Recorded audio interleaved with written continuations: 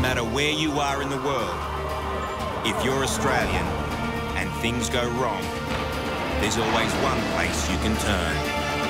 The Embassy. Tonight on the show. I just got completely gang-bashed. You're a fuckface! Party girls gone wild in Phuket. Too many Australians come over here and think that they can do anything. They can't. And now their boyfriends are missing. There's a lot of them that chase after them. An anxious young traveller lands in hot water. The photo is the major problem. But there's more to this passport than meets the eye. It's quite gross. And they paid thousands for their twins. There's always the fear that she has more rights than we do because she's on the birth certificate as the mother. Now everyone's future hangs in the balance.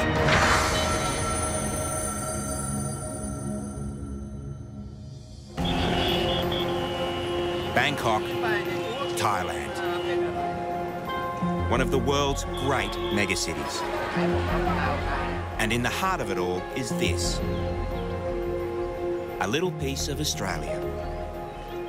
Here, behind closed doors, our diplomats are protecting our national interests. Morning. For the first time on television, we go behind the scenes with unprecedented access. Morning. How's your weekend? We played cricket against the British Embassy. How'd you go? Smashed them. Nice job. Join our consular officers as they dedicate their lives to keeping us safe and out of trouble. Every kind of person will end up here. Rich people, poor people, people who didn't do anything wrong, they just had an accident. Almost everybody comes here. Bangkok is one of the world's busiest embassies. And every day brings a new crisis. There's an email in the inbox which is from a person who says that their friend has been locked up in an immigration detention centre in Ranong. They've been in there for about 3 weeks for visa overstay. It's important for us to see people as soon as they're arrested. We need to check they're okay. We need to tell their family if they want us to. We need to see if they need medication. So we need to get down there as quick as we can. Someone sent us an email in the inbox. I'm going to put B on this case. He's one of our best consular officers. He's got a lot of experience and he's been to lots of prisons. ชื่อนาย David Durant อยู่หรือเปล่าครับ I spoke to immigration in Ranong. David's meant to be transferred to immigration in Bangkok, but the immigration bureau put a stop on the movement of the prisoner. Okay. This is one of the last photos taken of David Durant before he was arrested for overstaying his visa. He's 43 years old, a musician from the central coast of New South Wales. There's lots going on in Thailand at the moment. There's protests. Things are dangerous on the streets in some places. So I think it's just an administrative stuff up. Are you happy to go down, fly to Suratani and then see Baker and Suratani and drive up to Ranong? Overstaying your visa. You might not think this is a big deal, but in Thailand, it's different. Everything is a big deal if you're against the law. B's facing a 6-hour, 600-kilometre journey by plane and road to reach David. And every minute counts. Thai prison is a horrible place to be, even for one night.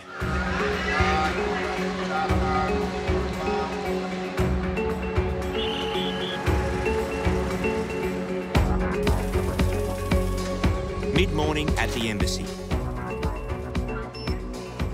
An inexperienced young traveller on his first organised tour of Asia arrives in a highly anxious state. Hundreds of Aussies accidentally damage their passports every year. But this Melbourne law student has come up with a real first. How you going? Good, thanks. So you got a damaged passport, so it's wet, hey? Whoa, okay. But you've got to travel quickly, is that right? Yes, I've got to travel tomorrow. Okay. You might want to try and dry it. I did try a hairdryer in my hotel before, which Didn't work very well. Still feels pretty wet. It worked a little bit, but it's going to take a bit more time. What happened was I had a money belt, which I had around my neck, and the money belt was on my back. And the sweat went through the money belt and has destroyed my passport.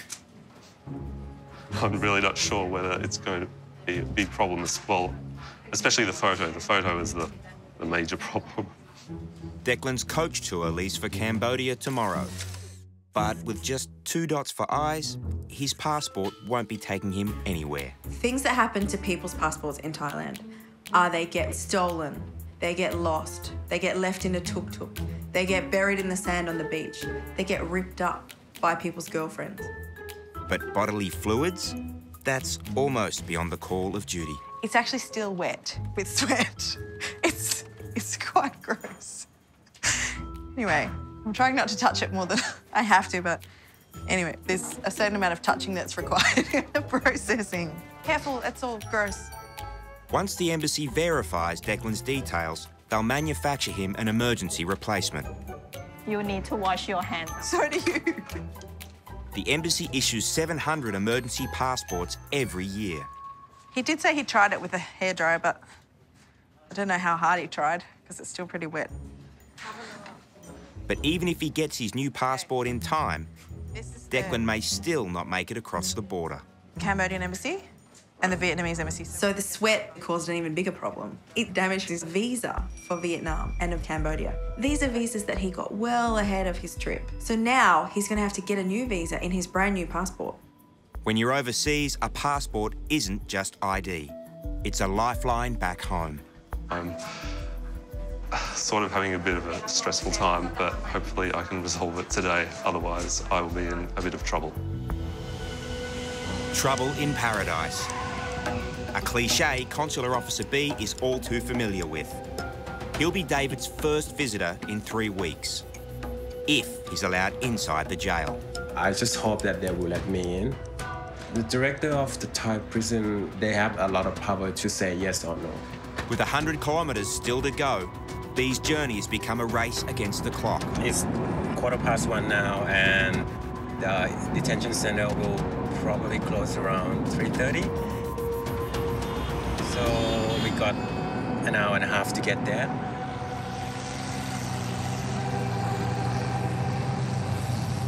This guy has been left there for more than 3 weeks, so he might be very confused and angry and really not knowing what's happening. So, I mean, we try to get there as soon as we can. And the traffic's going from bad to worse. With elections looming in a few weeks, demonstrations are breaking out all across Thailand. And they could turn violent at any moment. Looks like we might be stuck in between the motorcade of the protester. They are heading somewhere north, and we are in the same direction.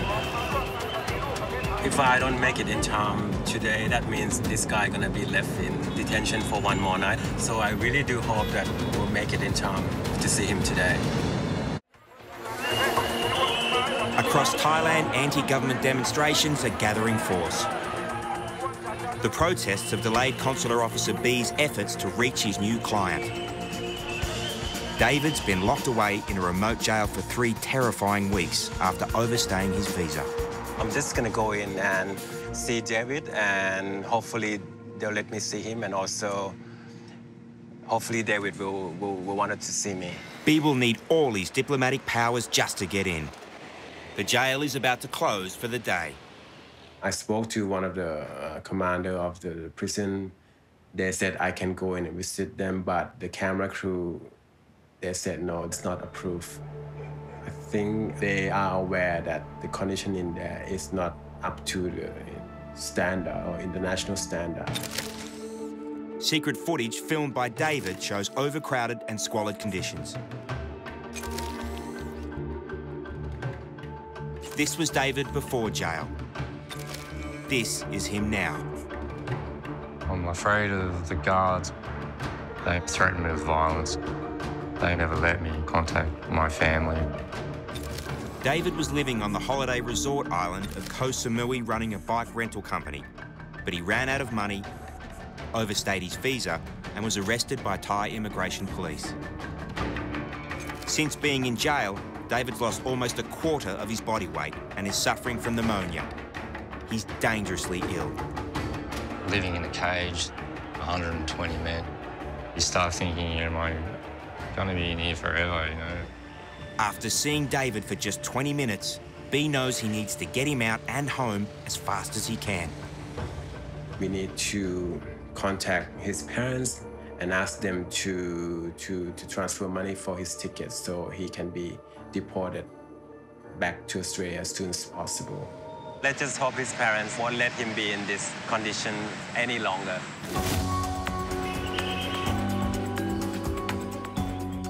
After the disaster with his sweaty passport, Declan's anxiety levels are soaring. Unless he can arrange new visas to Cambodia and Laos, he could be dumped by his coach tour at the border. A frightening prospect for this innocent abroad. But first, Declan's got to work out the phone. I don't know what they're saying. It's another, like, it's not in English. I do feel sorry for him. Poor guy. It's kind of a crappy thing to happen on your holiday. But hopefully he'll be right. Wait, it says, can I have some help? It's not... I dialed the number. It says, please go and hook. Trudy used to be a primary school teacher. You need some help with the phone? Yeah. Today's lesson? Just dial 0 to get out. 0, yep. That should be them. Oh, okay. Hello? Remember what country you're in. I think they sort of picked up.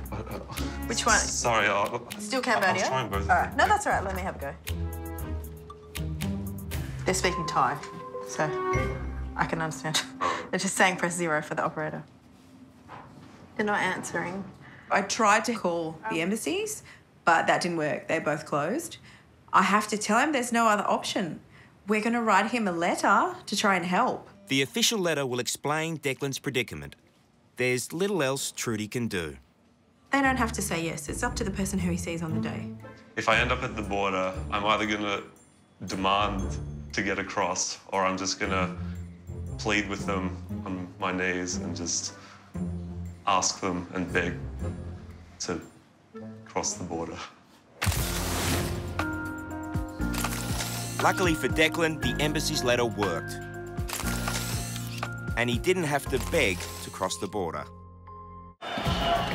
In Bangkok, demonstrations have turned violent and the government has declared a state of emergency. The transfer of prisoners to the city has mostly been suspended.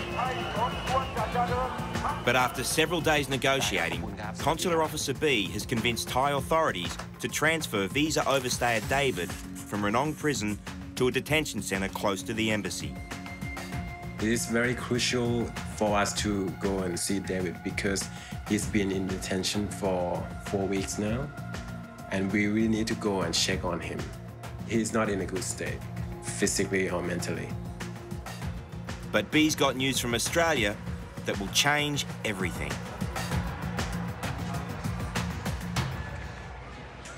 Hi, David. How are you? Sorry, I didn't get your name last time. B. My name is B. All right. I've got good news for you. Your parents sent 27,187 baht to buy you a plane ticket. You booked to go home tomorrow night. Thank you so much. David hasn't had money for razors or soap for 3 weeks now. Is there any way I can get cleaned up before I go to the airport? Yeah, don't worry about that. All right. Is there anything else you want to talk about? I have no money to buy extra food. One man loaned me 50 baht yesterday. I got to buy a piece of fish. And that's okay. Did my parents give any extra? Yeah, I'll give you extra money, and you can after this you can just go buy anything in here. I need some fruit. Right. Something healthy. All right. Okay, bye. Take care. Thank you.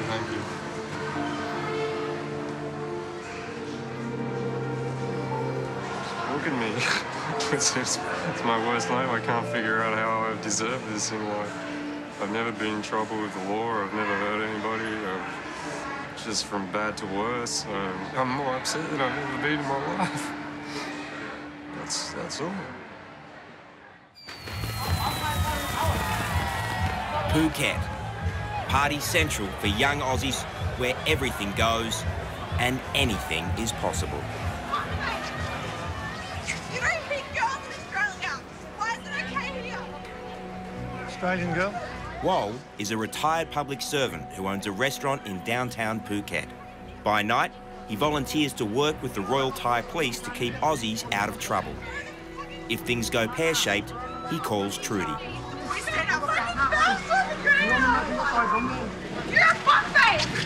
Right now, Wol's picking up the pieces from a barroom brawl between a Thai bouncer and 4 Aussies who've had 1 bucket of Red Bull and rum too many.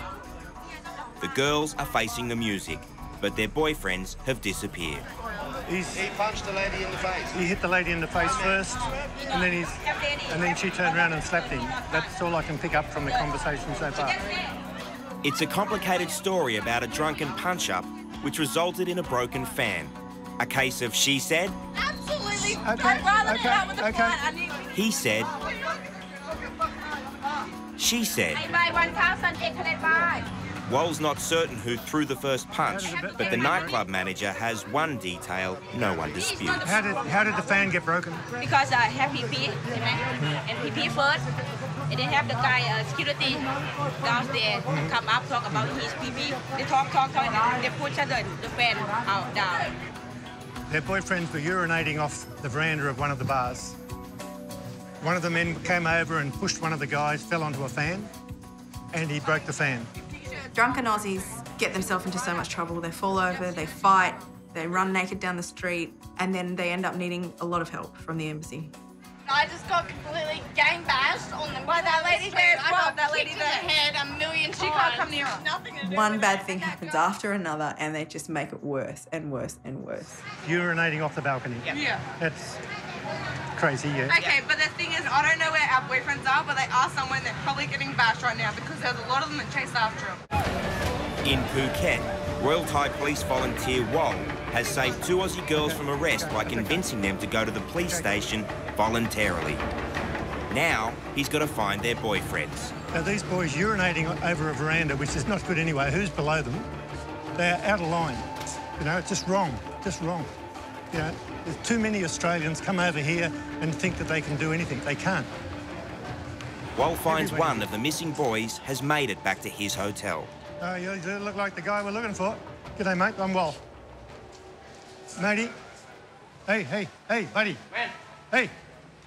Mate, listen, we're Australian. We're here to try and look after you, OK? Right. We're here. We've got your girls. You've got my girls? They're in the police. They've gone to the police station to do a report. All right. Where's your mate? He's missing. I thought they took them. And then who threw the first punch? He punched my girlfriend at the face. Hey, man. Hey. Hey, you call embassy, come. Yeah, that's okay. So what's your mate's name? It's my brother. Yeah. Ben, is it? Yeah. You go with him to the police station? I'll go and I'll look for the other guy. Half an hour later, Wall finally finds the second brother already at the police station. Now he has to convince all 4 to do the right thing by the Thai police. Kelly, Sorry. You have to do report? Yeah. You have to do police report. No one seems to realise they're in serious trouble. I think these kids don't understand the way justice works in Thailand.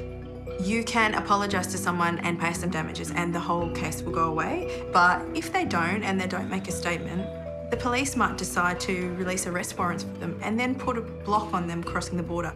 When it's time for them to go home, they might not be allowed to leave.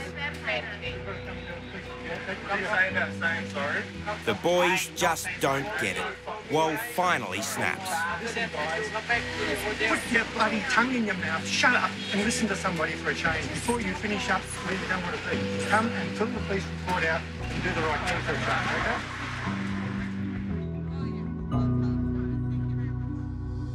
20 minutes later, the brothers are fined $3 Australian for fighting and $75 compensation for the fan. But there's no, I'm sorry I urinated from a balcony all over a crowded street. Not tonight, anyway. Leave it. Do you punch you like they punched my girlfriend? It's okay in here. Come over here, buddy. It's okay here, boys and girls. It's time for Wall to reveal his secret weapon. Trudy's finished work for the day, but she's still on call. Diplomacy never sleeps. You should be in bed. It's 11:30. Go, get back in bed. Hello, Trudy speaking. Trudy, I'm sorry to call you as well. These people would just like to talk to the Australian Embassy consul, OK? Yep, OK, sure. Hello? So what happened? Well, we just went to have a few drinks and bloody some Taiwanese fellas for fuckovers, really. Do you mean Thai? Because we're not in Taiwan, so you mean Thai people? Thai. And how long are you going to stay in Phuket for? We're here till early Friday morning. And you think you're going to be able to behave for the rest of the time? You're not going to get into trouble again? Yeah, no, should be all sweet. Like, we should be fine. Try and be good. OK, bye. Right, thank you. Bye. Very lucky not to be in jail. Super, super lucky. So if Wal wasn't there, absolutely they would have been in jail. All right, guys, this is who I got home. It's embarrassing when you get that kind of ignorance from Australians. I occasionally do get people saying things like Taiwanese to me, which is quite horrifying. We're in a very different, it's Thailand, Taiwan, you know, yeah, sometimes I'm embarrassed. This happens every night. The Aussies are one of the worst countries for being drunk and behaving badly. Urinating in public, urinating off a balcony, urinating on a car. You wouldn't do it in Australia. So it's just a difficult thing to handle. I cannot get out. I can't get out. It's what visa overstayer David's been saying for 4 long weeks now. Finally, he's being deported back home. But one silly move, one angry outburst now, and he'll be straight back in detention. David has paid a hefty price for his overstaying. He probably thinks this is overstaying visa is nothing, but look where it has taken to.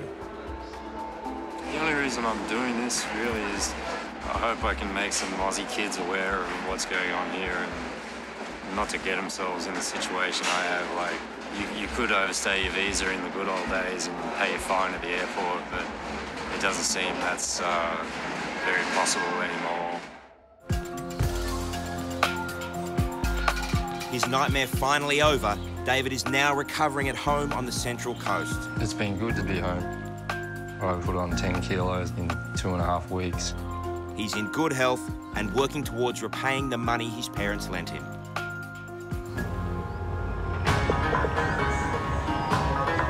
Holiday hotspot Pattaya, where you can live like a king at a budget price. But those good times can sometimes end up costing families back home a small fortune.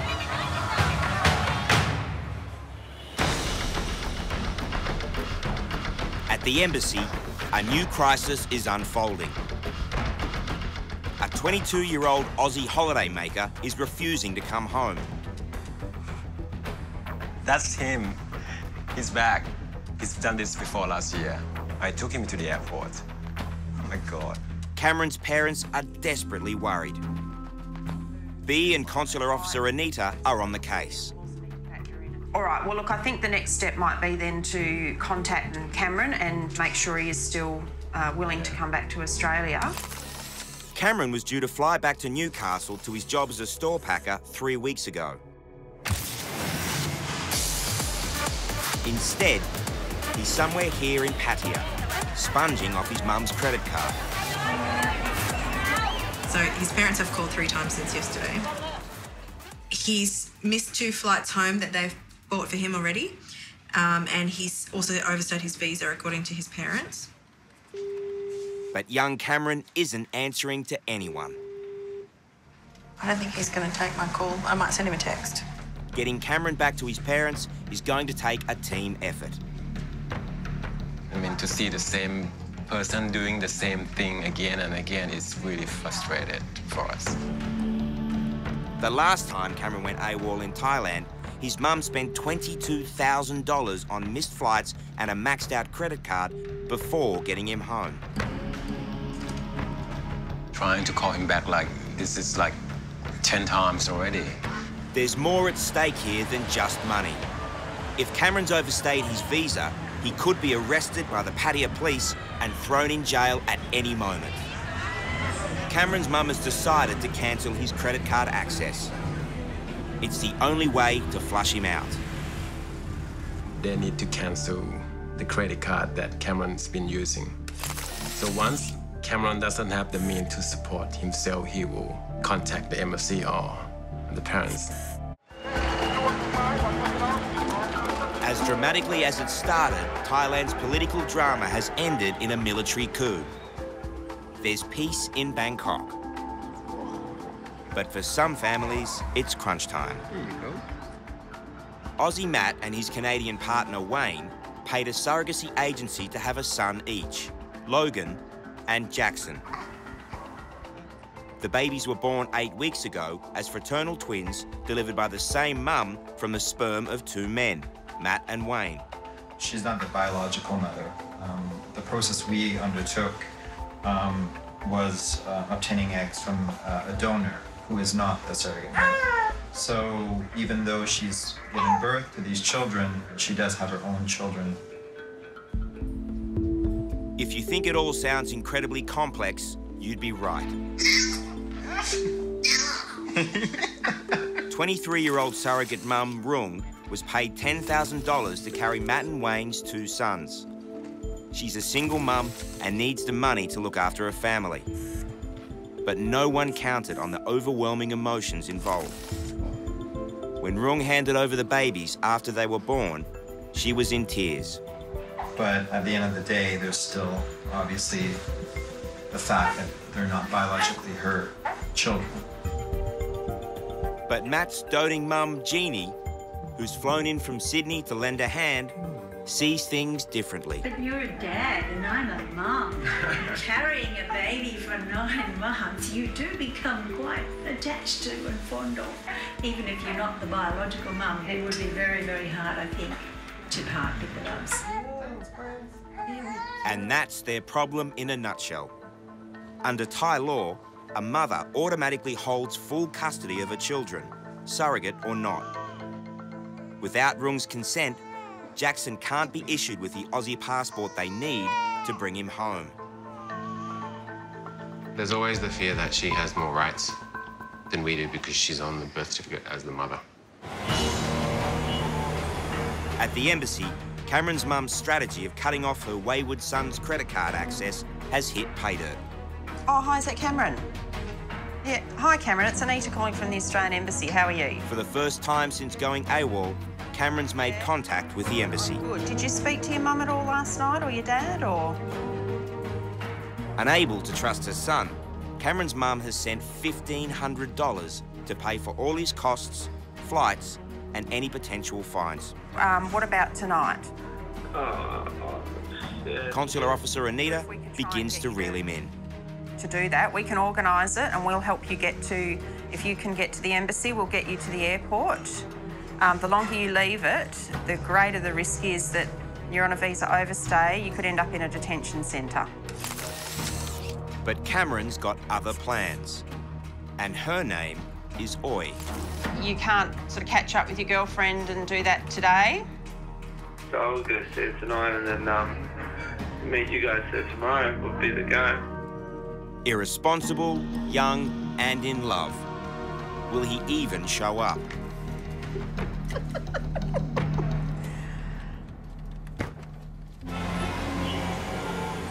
Meanwhile, at the front gate, new dads Matt and Wayne, along with Grandma Jeannie, have arrived to get an Australian passport for Matt's son, Jackson. Commercial surrogacy is a legal minefield. Paying for an overseas surrogate is a criminal offence in some Australian states. It's also increasingly regarded as child trafficking by Thailand's new military junta. 2 Australian families who enlisted the help of Thai surrogates have been stopped from leaving the country with their new children. Thailand's government has rushed through new laws to make paid surrogacy illegal. Dozens of Australian families who have already entered into deals with Thai surrogacy agencies have contacted DFAT amid fears that they won't be able to bring their babies home. But the embassy's guidelines are clear. If you're an Aussie citizen, you're entitled to an Australian passport, no matter how you were conceived. Because their child is Australian through DNA and descent, immigration will give that child citizenship, and then because they already have Australian citizenship, we have to give them a passport. For Val, a mum of 3, it's a confronting part of the job. We are getting approximately 5 surrogacy cases every week. What we're seeing more and more heterosexual couples, gay couples, older women who haven't been able to have children. The rules require Val to witness mum Rung's signed consent before issuing baby Jackson a passport. Without consent from the surrogate mother, the couple will then be stuck in Thailand and won't be able to travel with that child. Now I'm going to go get the surrogate. I'm going to go meet her in the front. A little bit anxious because I haven't seen her since the hospital, and when we left, we were both crying. Rung's under no legal obligation to sign the embassy's release form. In Thailand, mothers have full and final custody of their children and never lose that right. Nervous, yes. I mean, in your wildest fears, you could be worried that a surrogate mother that has full rights because she's on the birth certificate could change her mind. And that would be a nightmare. Well, it's been 30 minutes now, so I'm getting a little bit worried and anxious because I don't know what's going to happen if we miss this appointment. I sent her the text. I haven't heard back. The big question is not when will she turn up, but will she turn up at all? With his mum's credit card turned off, Cameron's finally rocked up to the embassy, 2 hours later than promised. His flight home has been booked and paid for the third time. And with only minutes to spare to get him to the airport, he's at the gate. Bea and Anita take charge. Sometimes it might seem like we're doing a lot to help someone, but what we have to look at is the big picture. How much work are we going to have to do if this guy gets arrested and goes to prison? Can I have a look at your passport? I just want to double check on whether if you are overstaying your visa or not. 9th of February. Just as his mum feared, Cameron's overstayed his visa by 12 days. He's lucky not to be in jail and will have to pay a hefty overstay fine at the airport. We're both going to take you to the airport. Yep. All right, I've got an escort service. Yeah, that's right. Security. Next time we'll be 3-person. Yeah. Given half the chance, Cameron would never leave Thailand. He's fallen hopelessly in love. Cameron Butcher's been staying with his Thai girlfriend in Pattaya. I love her, you know. I really do, you know. I see my future with this girl, so... This is why he's overstayed his visa for the second time. Oh, yeah, she's amazing, you know. She's a real good girl. Like, I mean, even when I had sort of problems, she would always do whatever she can to help out. It's not one way at all, you know. It doesn't matter that she's got a daughter, you know. Some people think about that too much, but if you love somebody enough, that sort of, you know, you look past that sort of thing. Go through here. As true as that is, now Cameron's money's run out. True love will have to wait. So what are we going to do to stop this happening again? Oh, I don't know. Perhaps you better go home when I'm supposed to. This is it. We're not doing this again, all right? Yeah. I'm pretty sure your mum will have a nervous breakdown if you do that to her again. I'm surprised if she'll either yell at me or she won't talk to me. Okay, all right. Either way, Well, I think we might do the same next time, okay? Next time we'll either yell or not talk to you as well, all right? It's cost his parents over $4,000 to get their son back this time. That takes Cameron's Thai misadventure bill to a whopping $26,000. It will take a lot of store packing to pay that back. I got the feeling that he did seem a bit embarrassed. Thank you so much. Thanks, Cameron. Yeah. Thank you. See you later. And I think from what he was saying, his mum will give him a hard time when he gets back to Australia. So hopefully between us and his mum, we've managed to talk him out of ever doing it again. But Mum's still forking out the cash. She just gave me $50 so I can get home, get the train, you know. Probably, as I said, have a couple of beers maybe, but just quietly. So has young Cameron learned his lesson? See ya. Stay tuned for that one. Sometimes the embassy's waiting room sounds like a crash. But making babies in Bangkok can be a complicated business. New dad Wayne is waiting for surrogate mum Rung to show up, and he's starting to panic. It's been nearly an hour. Finally, the embassy security cameras spot her. If she signs the passport consent form today, Matt and Wayne and their sons will be free to travel. If she doesn't, they won't be going anywhere. Yes, yeah. Is Kunjan here? Just outside. Yeah, we want her here, please. It's a momentous decision. The embassy needs to make sure Rung knows exactly what she's signing. Emotions are running high. Can you get back? finally, the deed is done. She signed. She signed this passport. Rung is now brought in for a first contact with the babies since they were born. It's handled with grace, but it's heart-wrenchingly bittersweet. Jackson. Jackson. Yeah. For Rung, this could be goodbye forever. The last time she gets to hold the boys she brought into this world. ตอนนี้รู้สึกยังไงอย่างเนี้ยได้กลับมาอุ้มน้องเข้าใหม่ ดีใจ ดีใจ ใช่ดีใจก็ได้เห็น เขาตัวใหญ่ขึ้น ตัวใหญ่ขึ้นน้ำหนัก รู้สึกว่าหนัก ใช่ไหม I eat a lot. เขากินเก่งมาก เหรอคะ Switch. Switch. แต่เดี๋ยวเขา Swap ดูแล ค่ะ Swap. Would you like to hold that one? Yeah, I'm really interested in pumpkin.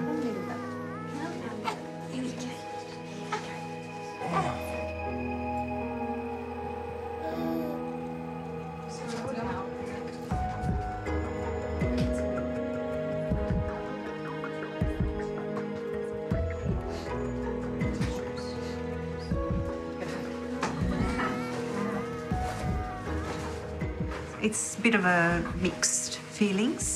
I'm absolutely thrilled for Matt and Wayne and Jeannie.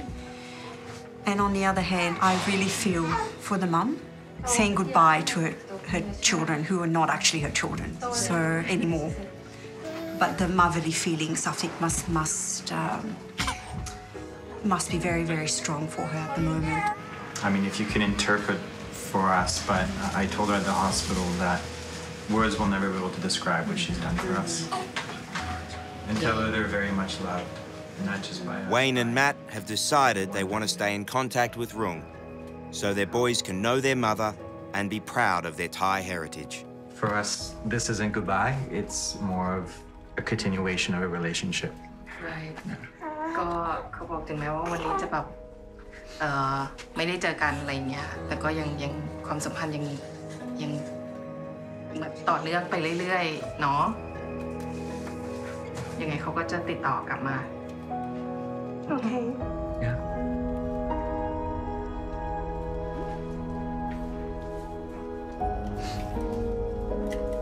And so ends another day in paradise, where dreams come in all different shapes and sizes. With his pattier adventures behind him, Cameron's copped a big dose of suburban reality. He's back living with his parents. Mum and Dad sat me down, let me know that I've got to pay him back, and basically sort of gave me a slap on the wrist. He's also discovered that long-distance romances can be tricky. Since I've been back, I'm still talking to my girlfriend sort of every day, but it's hit and miss, up and down, you know, it's a bit complicated. Matt and Wayne made it safely through to Sydney without being arrested and are now living happily in Canada. As for our Phuket four, they were lucky. With their return plane tickets in hand, this is what they had to say about their big night out. Yeah, got a bit drunk and then decided to pee off the balcony. We were drunk, but like... We're reasonable drunk, not stupid drunk. Yeah. We probably had a bottle of wine between three of us. Or shot a few buckets. And then one bucket.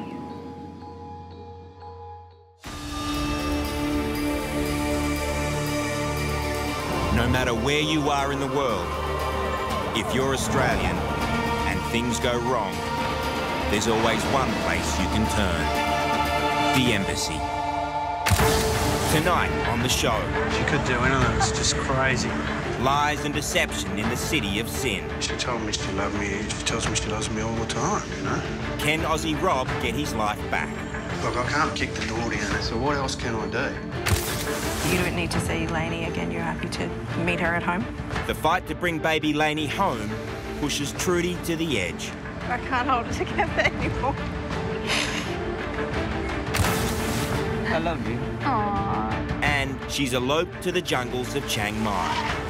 Yeah, you're all dressed up. What are you doing? I'd like to introduce you to your new son-in-law. What will her mum say now? Hello.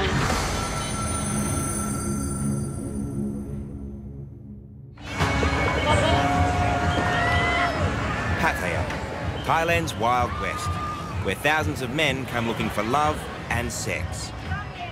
And where thousands of Thai girls and boys come to earn money. It's also where this man, Aussie Rob, a fly-in, fly-out miner from the Pilbara in Western Australia, thought he'd found true love. We'd normally have about 30 people coming in here to get married every day. Particularly on Mondays, because lots of people meet the love of their life over the weekend in Thailand. But for every happy ever after that comes through the door, there's just as many train wrecks. I had my passport stolen. Aussie Rob has driven here from Pattaya after a major bust-up with his girlfriend. My girlfriend stole my passport. I feel foolish. This is a photo of Robert's girlfriend, Oi. Until their fight yesterday, he thought they had a future together. So I've been with her for 2 years, and I've been basically coming back to Thailand every month. She told me she loved me. She tells me she loves me all the time, you know? She was just ready to come to Australia, where I just paid for a visa and everything, and now she's changed her mind and wants to buy a karaoke nightclub thing. And now she wants a million baht out of me to buy that. And I said, well, I'll think about it. And then I thought about it and I said no. So now this is why she's stolen my passport. Rob's hoping the embassy will sort him out with a new one. Sorry to hear about what you may go through. You would have heard it 1,000 times, wouldn't you? Yeah. But as Consular Officer Callum Starr is about to discover, the passport is just the tip of the iceberg. This is a text message she's sent me. If you want passport, I can give you now, but I want money. You give me 100,000 Thai baht, or she won't give me passport back. Rob's girlfriend is now trying to blackmail him for 3,000 Australian dollars. She has been locked up a couple of times, so she has been in trouble before. Okay. And she's got form. As soon as we knew it was extortion, then it wasn't a simple process anymore. The passport's not Robert's passport, it's the property of the Australian government. Because this passport is Australian property, we need you to return it to us. Look, I can't kick the door down and where's my passport? So what else can I do? Rob has two options. File a police report here in Pattaya, then the embassy can issue him with a new emergency passport. But that could take days, and Rob needs to be back at work in 48 hours, or he could lose his job. I'm just so worried, you know what I mean, with me work and stuff like that. Right. Or he needs to get his passport back. Yeah. But that won't be easy.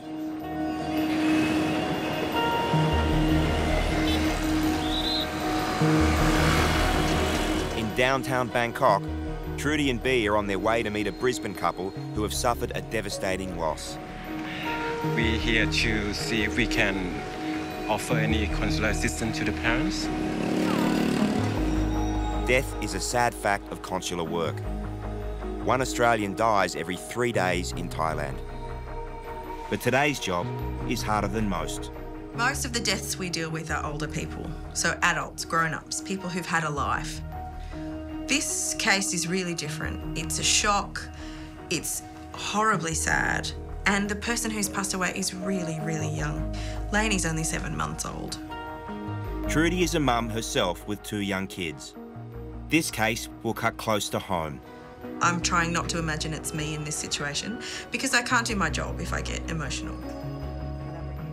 Murray and Vanessa desperately need Trudy's help to get their baby girl home to Australia.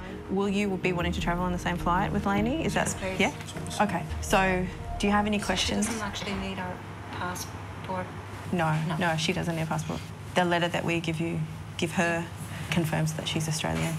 Do you have any questions about any part of the process, or like you don't need to see Lainey again? You're happy to meet her at home?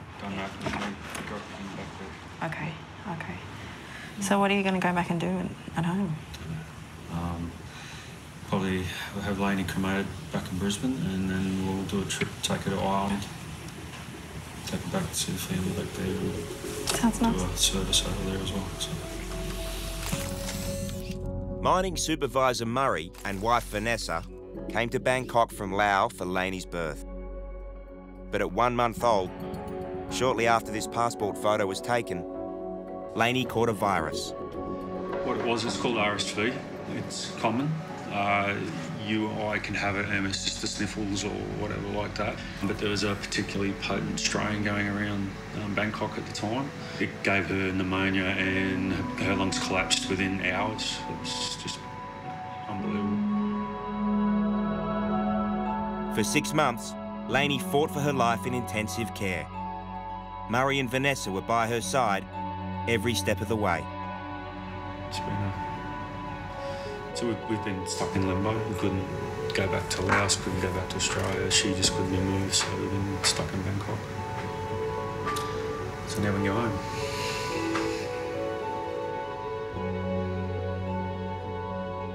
What we need to do now with Lainey is we need to make sure that all the paperwork and processes are in order, and we need to make sure that the airline is ready to carry her and that Australia is ready to accept Lainey back into the country through the airport. I'm more determined than ever to make every step in this process go smoothly and go as quickly as it possibly can. I don't want this family stuck here in Bangkok in this horrible, horrible situation a minute longer than they have to be. It's not like Australia where you just get bloody... The cops would go straight in there, wouldn't they? Bang, bang, it should all be done. At the embassy, heartbroken Rob's caught in a dodgy extortion scam. Yeah, passports are very, very valuable here in Thailand, and especially Australian passports. On the black market here, it could be worth anywhere up to $10,000. We have to establish where the other passport is. Callum discusses Aussie Rob's case with Trudy just to see if there's any wriggle room to fast-track an emergency passport. He had his bag with him with his belongings. She locked the door and she wouldn't let him back in. Look, I feel sorry for him. I get it. I understand it's a horrible thing to happen, but we can't even start the processing of an emergency passport until we know that he's actually tried to get the passport back from her. So that's that then. Aussie Rob is off to Sin City to try and get his stolen passport back from his thieving ex who's point-blank refusing to speak to him. It's a bizarre turn of events, but an all-too-familiar Thai love story. I come over here with one of my mates and he had a nice Thai wife. And I thought, well, you know, this would be good for me. And I thought, oh, well, Rob's lonely in Australia, why not come over here and try and start something? And of course I jumped in too early and paid the consequences. They clearly had a serious relationship. 2 years is a long time, but I think he's also quite naive in the fact that he met her in a go-go bar.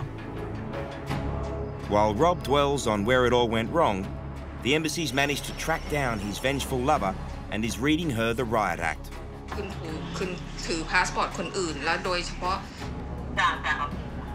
เห็นว่าพาสปอร์ตอยู่กับคุณวิคุณพัฒน์ใช่ไหม We wanted to make it clear to her that regardless of what Robert did to upset her, as beyond the point, she is committing a crime holding his passport. The embassy's hardline warning works. Or he takes Rob's next call and agrees to meet. Yeah, you bring passport to me. Yeah, I get back in Pattaya in hour and a half, okay? She will give me back my passport if I give her money. But I'm not going to give her 100,000 baht, you know, for the passport. But little does Rob realise what his ex has in store. He's heading into a showdown.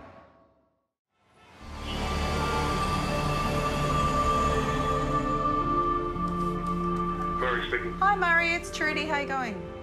At the embassy in Bangkok, Trudy and her team are pulling out all stops to make sure baby Lainey can fly back to Australia with her grieving parents. B's got the paperwork sorted and the plane leaves tonight, but Dad Murray is still scared something could go wrong. My question is, so I want to make sure she gets on that plane. Am I able to be involved in that process? You're not able to be, you can't go down into the area where she is, but what I can do is I can give you updates every... This worry of not having your baby on the same plane as you, he's really worried about that, and I make a decision that I'm going to be there at the airport with them. But you'll take us out to the airport? Yep. Come pick you up from your hotel, take you to the airport. That would just be awesome. Yeah, no worries at all. Trudy's diplomatic status allows her to communicate directly with the Thai authorities. I can ask the funeral director to call me when they've dropped her off. I can ask someone else to call me when she's on the plane, and I can be updating you with all that if you like. Yeah, that's very important. Yeah, sure. Yeah, because otherwise we'd just be wondering the whole time. Yeah, absolutely. No, sure. Thank you, Trudy. Okay, no worries. Bye, Murray. Cheers. Bye. I'm glad I'd made that offer. I knew... I had a feeling that he was going to say yes to that. It's so easy for me to do this, and it makes such a difference for them. Trudy knows from experience that mistakes can happen. It's all too easy for even the most precious cargo to miss the plane. Or worse, for the wrong body to be flown home. Pattaya, the city that never sleeps, where go-go dancers line the streets and hearts are often broken. Aussie Rob has arranged to meet his ex-girlfriend here, but so far she hasn't turned up. I've decided to go to the police because I cannot retrieve my passport back, and now I'm reporting it stolen. The embassy has told Rob he must report Oi's extortion attempt to the local police if he's any chance of getting a replacement passport. But he gives her one last chance to come clean. Just sending her a text to let her know that I can get another passport off embassy, and if she's not prepared to give it back, she will face a fine and go to jail. Fighting words, but Oi's no pushover. Well, she's already told me that she's leaving to run away somewhere and hide somewhere, or if she's not scared of police finding her. If she disappears with his passport, Rob could be stuck here for days. There goes his lucrative mining job. But Oi's story is constantly changing. When Rob arrives at the police station, she phones and says she's already inside, lodging a police complaint against him. Yeah, she's probably making up a big story or something. I don't know what she's thinking. I wouldn't know. She could do anything. It's just crazy.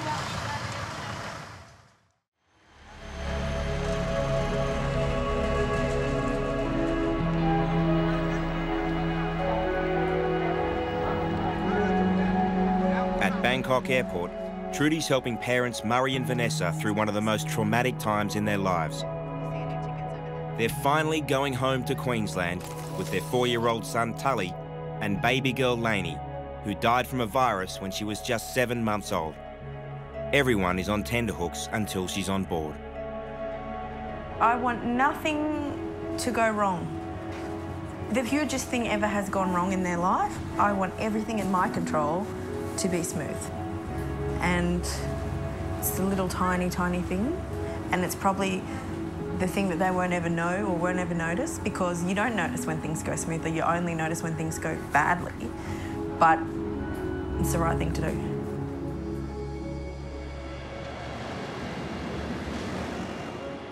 Murray can't relax until Trudy can confirm that his baby girl is on the plane. Finally, the news everyone has been waiting for. Murray, they've spoken to the cargo people and Lainey's on board.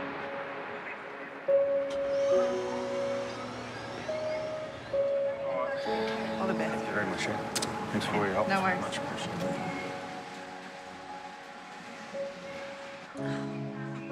Don't squeeze me too hard. I cry. I'll say a prayer for you this weekend. I just want to get a little girl home, yeah? That's all. That's all we want to do. Thanks. Thank you.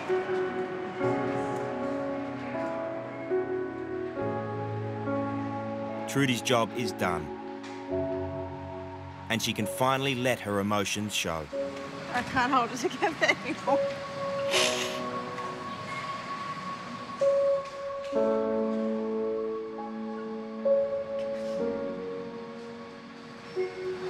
When I talked to him on the phone and he was so worried about if she was going to get on the flight, I couldn't leave him here by himself.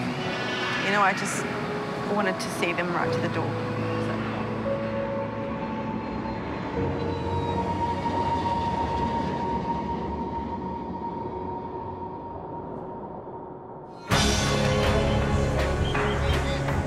In Pattaya, Aussie Rob's been outmanoeuvred by his ex again. Earlier, she phoned to say she was inside the police station giving a statement against him. But now, 20 minutes later, she actually turns up. What? That what sounds ominous. Robert had sent a lot of money to her over the duration of their relationship, and you know, anywhere up to $70,000. Perhaps she was sending most, if not all of that money to her family. It's a very common trait in Thailand. It's part of the Thai culture. But Oi seems to realise this golden goose is cooked. She hands over the passport. But Robert's not getting it back just yet.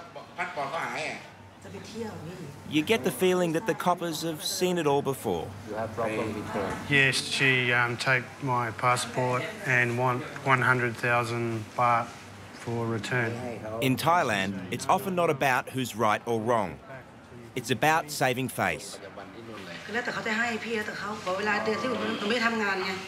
She tells it's up to you to give to her the money. But Rob's had all he can take. Not give money for my own passport? No, not about the passport. Passport is give back to you, right? That you are. Thank you. พูดง่ายคือระหว่างที่อยู่กินกันเนี่ย ไม่เอาเยอะหนูก็ตั้งแต่จะให้ จะอันนี้ไง You and her now finish. เสียเวลาแค่5,000หรือก็ให้หนูไม่ได้หนูก็ไม่เข้าใจเหมือนกัน Finish. Don't do anything more problem. No problem. No, finish. Go back to Australia. Finish everything. ไปในโรงพยาบาลแล้วก็อันนี้กันครั้งนี้ It's done. It's over. Rob is free to return to the Pilbara, alone. I tried to buy love. Didn't work. I was a bit naive. Always have been. So, yeah.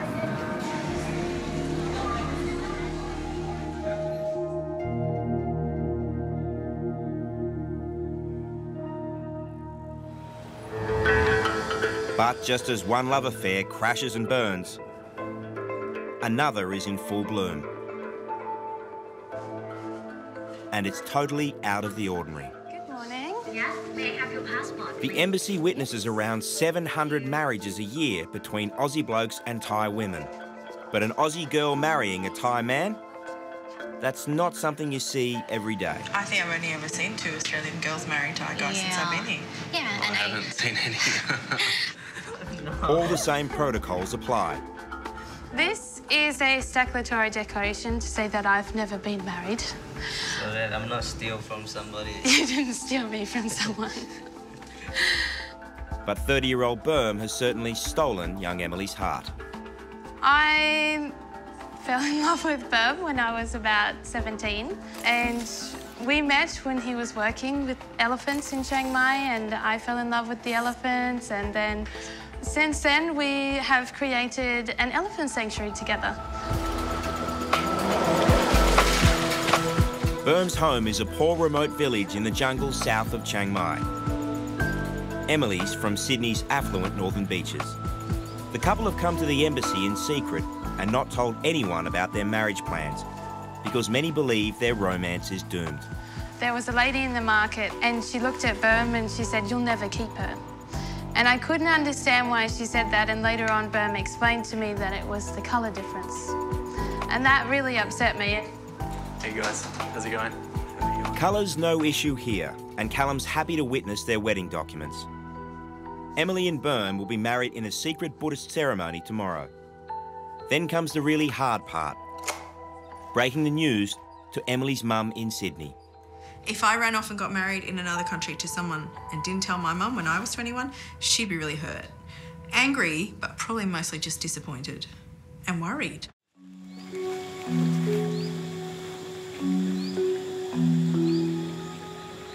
Emily and Berm are getting married in secret, here in this Buddhist temple in remote northern Thailand. They are close to 10 years apart in age, from totally different cultures, and haven't told their parents. But who cares when you're in love, right? My mum knows that I'm madly in love with Berm. She doesn't quite know that we're getting married. That little bombshell will come later. After this ceremony, Berm and Emily will begin their new lives together as husband and wife. But that means something very different in a remote jungle village. Marrying a Thai man is not only marrying Berm, it's also marrying his family, the village, an extended family of aunties and uncles, cousins. I am marrying about 180 people, probably. For an Australian woman to move into the village and become part of the community, that's a big deal. A woman joining the community doesn't necessarily have any say in what goes on. So I think his family and his friends are going to think she's really brave, and probably some people will admire her for the challenge that she's undertaking. I feel very lucky to have Berm. He's very, very special to me, and he's one of the most important people in my life. Do you have anything to say? I love you. Aww, I love you too, darling.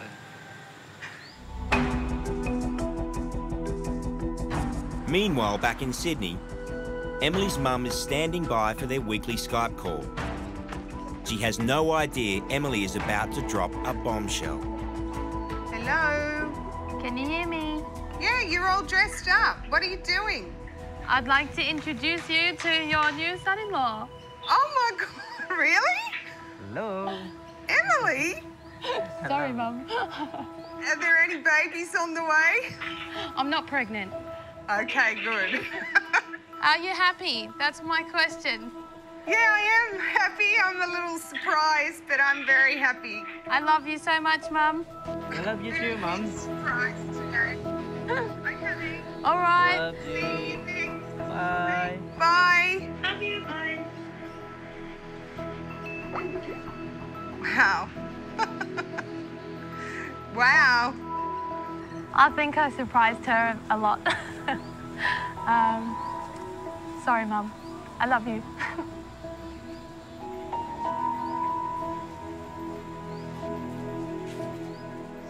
So she's getting married without me.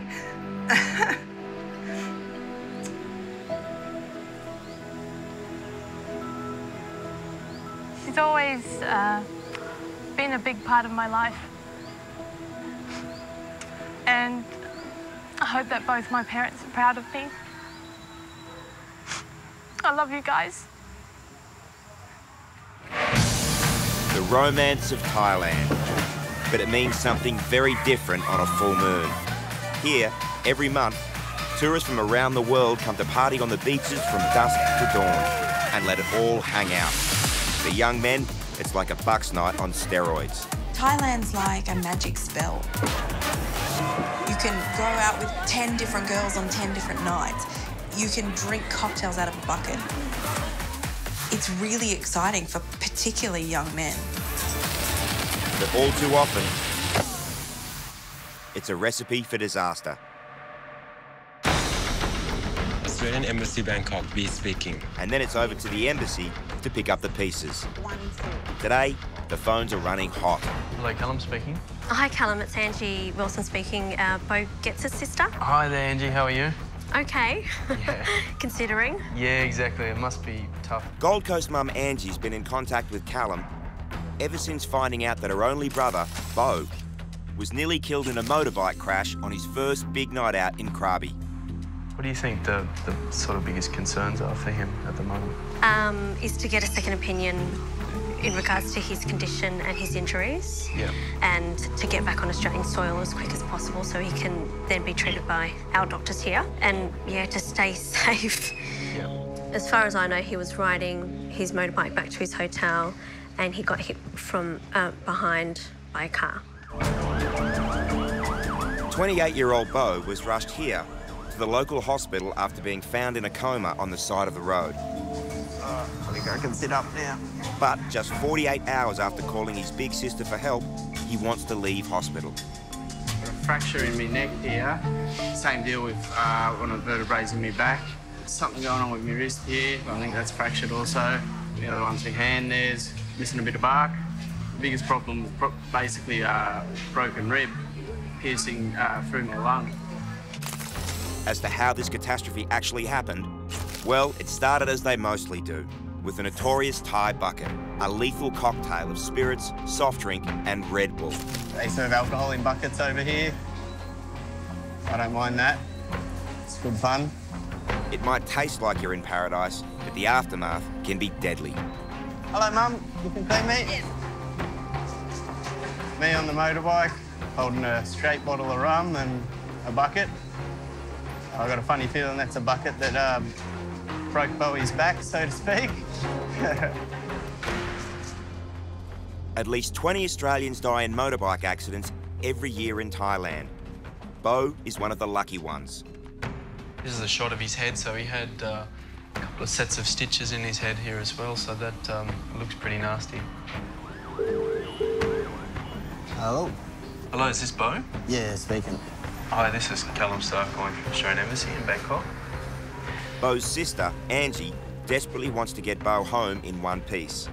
Easier said than done. The embassy has asked for a full prognosis from the hospital. Is there a nurse there nearby that we can speak to? Possibly, yeah. Can you just hold on for a sec, sorry? Sure. Someone wants to speak with you? Speak Thai. Yeah, Thai. Yeah. สวัสดีค่ะจากสถานทูตออสเตรเลียนะคะ No one in the hospital speaks English. The embassy is Bo's only hope. The hospital said that he was unconscious for 10 hours, and if he wasn't found when he was, he could have passed away. He's very lucky to be alive, so he needs to stay in the hospital with supervision until he's stable enough to be repatriated back to Australia. Thank you. Hello? It's bad news. Bo could be stuck here for weeks. He has no travel insurance, so he can't afford to be medevaced out. And because his injuries are life-threatening, a regular flight is out of the question. If I'm not going to be fit to fly for quite a while, what the possibility would be maybe getting on a cruise ship or something like that? I think you're pushing to fly home, let alone go home by cruise ship. Has Bo's luck run out?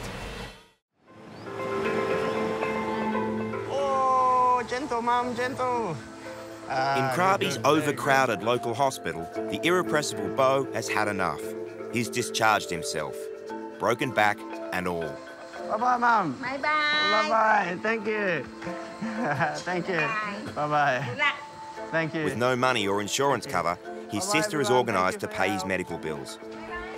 Bo's wallet was stolen while he lay in a coma by the side of the road after crashing his bike. Yeah, bye-bye, everyone. But most worrying of all, he's in no shape to fly home. The hospital has released him on the provision that he goes back to his hotel and rests, does nothing, just rests. It's scary because if any of those injuries get worse, he could end up in a wheelchair or quadriplegic. But Bo has no intention of resting. He's heading straight back to the scene of the crime to try and retrieve his passport from the motorbike rental company. He used it as collateral when he hired the bike. Crime and punishment is part and parcel of consular work. And for all the rewards that come with being a diplomat, there's one task that could be completely thankless. There are 15 Aussies serving long-term prison sentences for major crimes in jails all over Thailand. The embassy visits each one of them regularly to check on their welfare. Today, Trudy is at one of the most notorious prisons in the world. Most people will know this prison by the name of the Bangkok Hilton, where Nicole Kidman was in her famous movie. And she's visiting one of her most difficult clients. Stephen Pedrotta was sentenced to 11 years jail for drug trafficking. He was arrested after Thai and US drug enforcement officers found cocaine in a bag he was carrying. He pleaded not guilty and claims he was the victim of an undercover sting gone wrong. I always feel sick going to visit him. It's like you get up in the morning, you get dressed, you travel all this way to come and see someone who actually hates you and you have to sit there and listen to it. It's unpleasant. It's a crappy part of the job, actually. Stephen has served just 3 of those 11 years in maximum security. It's just an added part of the fun, of delight of my day of seeing my most favourite prisoner. Okay, thank you. Go. Okay.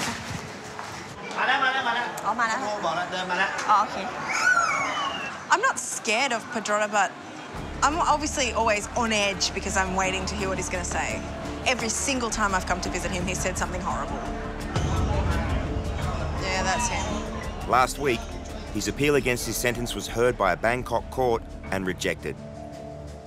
Today's visit will be difficult for Trudy. All right, so I'm not sure if you saw us. We were at your court case the other day. Yeah, so what do you think about that? It's what I expected. I intend to appeal to the Supreme Court. Stephen has already sent the embassy a 65-page submission for a second appeal, but it's all in English, and the Thai courts need it in Thai. Yeah, we can't have it translated. Something I didn't ask you to do that. Okay, well, 65 pages is probably going to be about 2,000 Australian dollars to get that translated. So you might need to have you got your lawyer can do that? No, I don't have a lawyer. I don't have any money. Okay, well, there's not much we can do about that. What about your family? Can they pay for that? No. There are things about your legal defence when you're a prisoner that are your own responsibility and your family's responsibility, not the embassy's responsibility. And one of those things is to hire yourself a lawyer. And Mr. Pedrotta has been told that 25 times. He knows that. He just likes to say it over and over and over again to try and annoy whoever's visiting him. And on this day, it's me. So effectively, I'm going to be denied my right to appeal simply because I cannot submit something in Thai. How can the Australian government accept that? Let's not talk about that for the rest of this time. Have you got other things you want to talk about? Well, that's fairly important to me. Yeah, because sure. that needs to be resolved within the 30 days that I have to submit the appeal. You need to get a lawyer to get the lawyer to translate it, and then you can appeal.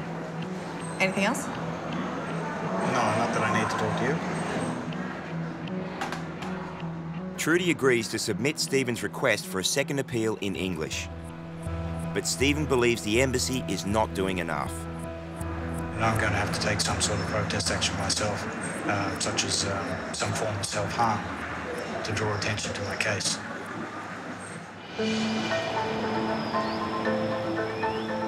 Back in the remote beachside hang of Krabi, banged-up Beau is off to get his passport back after handing it over to rent the bike that nearly killed him.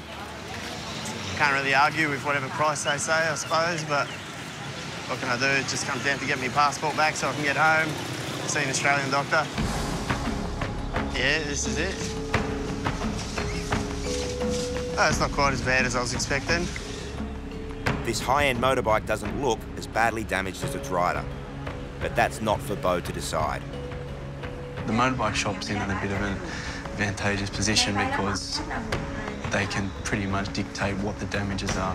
And they'll say, pay this bill or we won't give you your passport back. And it's not insured. Looks like Beau is going to have to cough up big time. Luckily, big sister Angie's agreed to wire him whatever money he needs. How much is the repairs going to be? Yeah, check price already together, 80,000, 80. That's roughly 2,800 Aussie dollars. More salt in the wound for his big night on the buckets. You know, the embassy, again and again and again, we say to people, don't use your passport as collateral. It's time to call Callum at the embassy again. Hello, Callum speaking. They can't negotiate for him, but Consular Assistant Toom can help level the playing field a little. สวัสดีค่ะ Can you tell him that the passport is the property of the Australian government, so we need to get it back to Beau? เป็น property ของ Australian Embassy And ask him if he could give us another quotation for the damages. Yeah, okay. That's a bit fair because this is a bit... ฮัลโหลค่ะค่ะโอเคโอเคเดี๋ยวขอคุยกับเจ้าตัวก่อนค่ะ And it pays off. So we managed to ask him to reconsider what the cost would be, and I think he's pretty adamant that 70,000 baht would be the amount that you'd have to pay to get that passport back. That's 300 Aussie dollars less than the original asking price of 2,800. Appreciate your help and I'll be in contact with you soon. Yep, take care, mate. Bye. Suppose you can't complain, anything's better than nothing. So it looks like I'm going to have my passport back within a day or so that's pretty good. But while he might have secured his passport, Bo still can't fly home until a doctor declares him well enough to travel. He's going nowhere fast. On the Gold Coast in Australia, Bo's big sister Angie hasn't stopped worrying about her larrikin brother and his injuries. Sister's the closest person to me. Like, she doesn't want me to drink. She doesn't want me to do anything, really, so... And, yeah, I think she's going to continue being concerned because she knows me a little too well. With the embassy's help, Angie's found Bo the only English-speaking doctor in Krabi. The number one broken, very easy, broken and pneumothorax. She wants a clear picture of when he'll be able to fly home. His pelvic. If his punctured lung isn't properly healed, your lung was collapsed. It could burst open in the pressurised plane cabin. For the flight, we don't know about the pressure, something up and down. It will disturb your lung or not. Yeah. So that 1 week is a good time. 1 week. Angie, yeah, I just got out of the doctor's.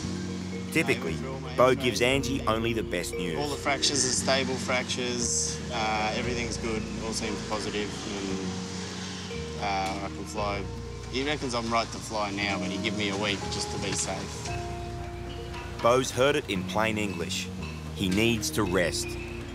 But a week's a long time in Thailand for a restless boy from Oz. Righto, so this is where it all happened, the Monkey Bar, my favourite place in Nong Beach. Here's the boys, he's back, hey! What's going on, man? How's it good? Yeah, really good. It's been just a few days since Trudy's last visit to the notorious Bangkok Hilton.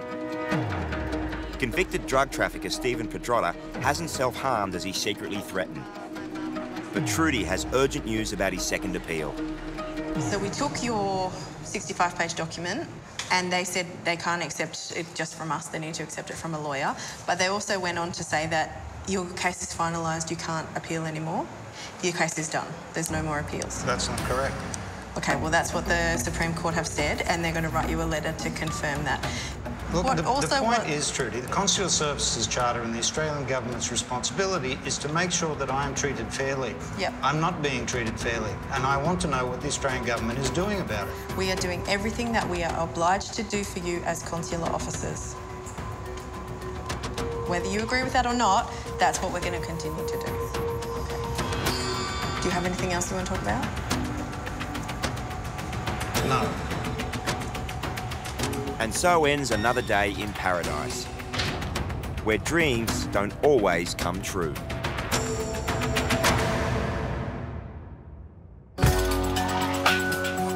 Six months after their wedding, Berm and Emily's elephant sanctuary is thriving, and Emily has become a well-respected member of Berm's family.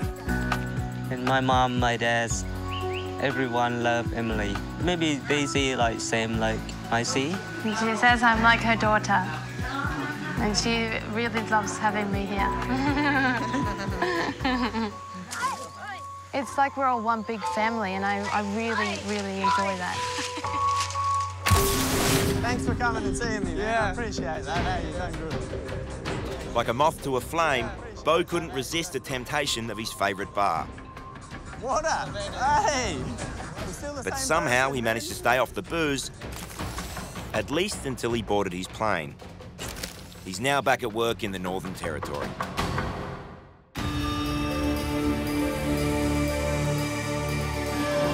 No matter where you are in the world, if you're Australian and things go wrong, there's always one place you can turn: the embassy. Tonight on the show, Aussies on high alert. This is our new missing person. As a wealthy banker goes missing. You know, people think that they see him and are certain, but it hasn't been. Where is Nathan Hansford? Mai and Stephen's fairy tale wedding. I'm getting married to the most beautiful girl in the world. Hey, I'm talking here, okay? Hijacked by a massive scam. I'm not going in your car. There is no safety. Like, you're just in constant fear now. And Amy's dream holiday comes crashing down. Feel stranded in a foreign country with nothing. What went wrong? It was horrible.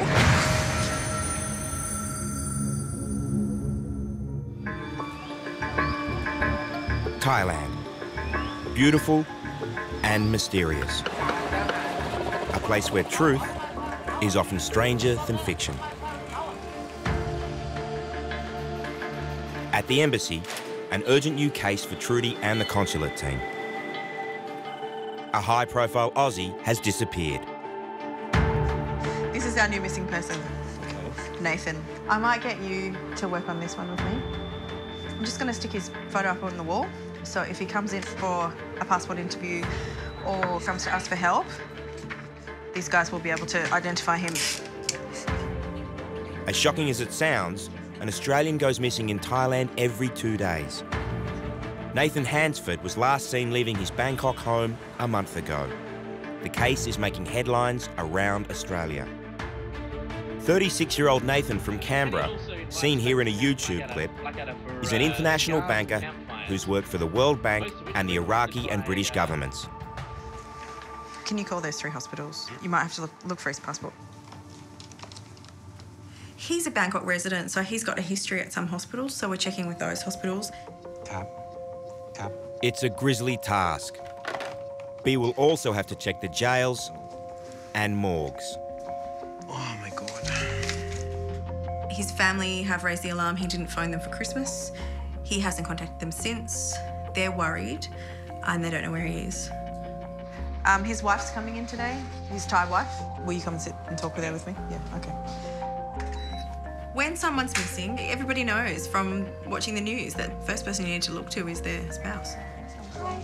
You can gift? Yes. I'm Trudy. Nice to meet you. Is this going to be? Hi. My sister. Oh, how are you? It turns out that Nathan and his wife, Gift, were on the brink of divorce when he went missing. Sorry to be personal, but your marriage with him is not going so good? Yeah, no. Okay. I think I a bit good wife because, you know, I prepare breakfast, lunch and evening. Yeah. And when I get, he just work, never have time, spend time together much. Okay. You have any kids? No. Okay. I'm trying, but it's not successful. Okay. Did you marry to him for a long time or? 10 years now, I think. Oh, a very long time, okay. In your heart, you feel worried or not really? Yeah, I feel. Okay. This photo from when we was like together. We still love, but you know, yeah, I'm scared. I'm scared he killed himself.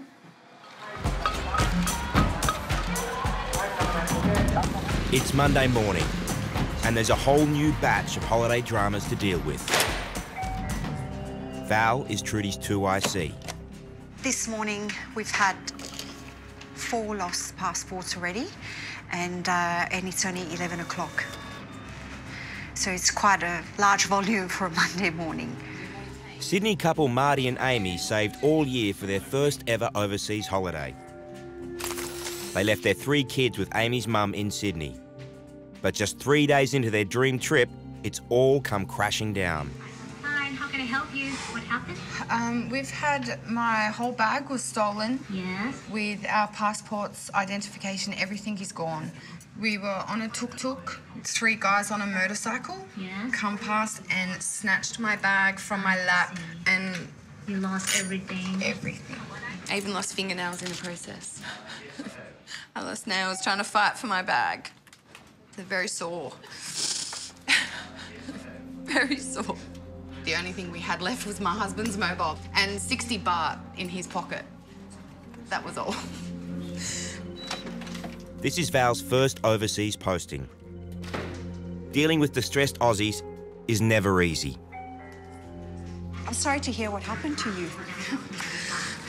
It's horrible. Horrible. Are you okay? No. I just want to go home. Yeah. I just want to go home. It was horrible. It was horrible.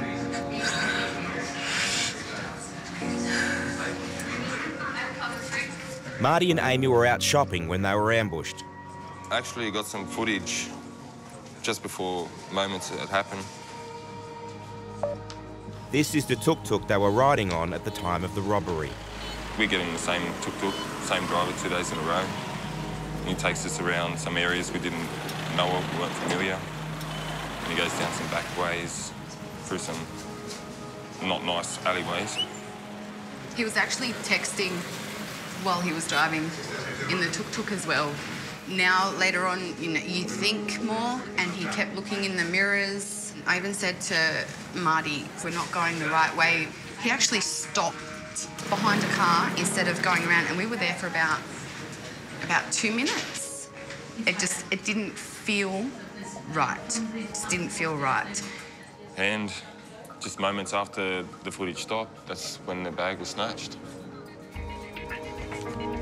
What's happened to Amy and Marty seems like it could have been a bit of a setup.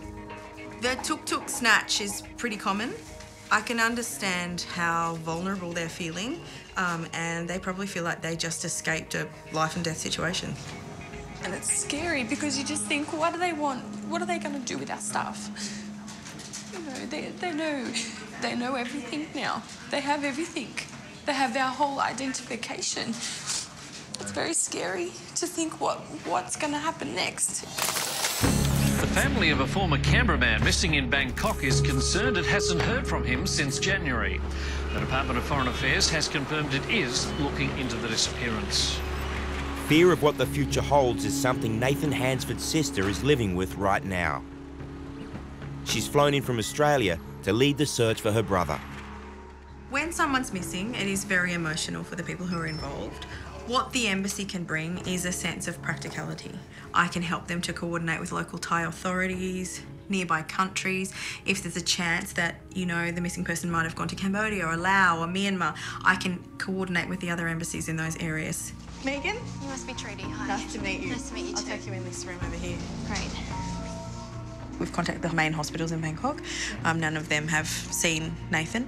We've contacted the police to check if anybody has passed away that has not been identified, and we don't have any foreign people in that situation. So our family is, as you know, trying to do as much as we can at the moment, obviously with the police reports in both countries. Yep.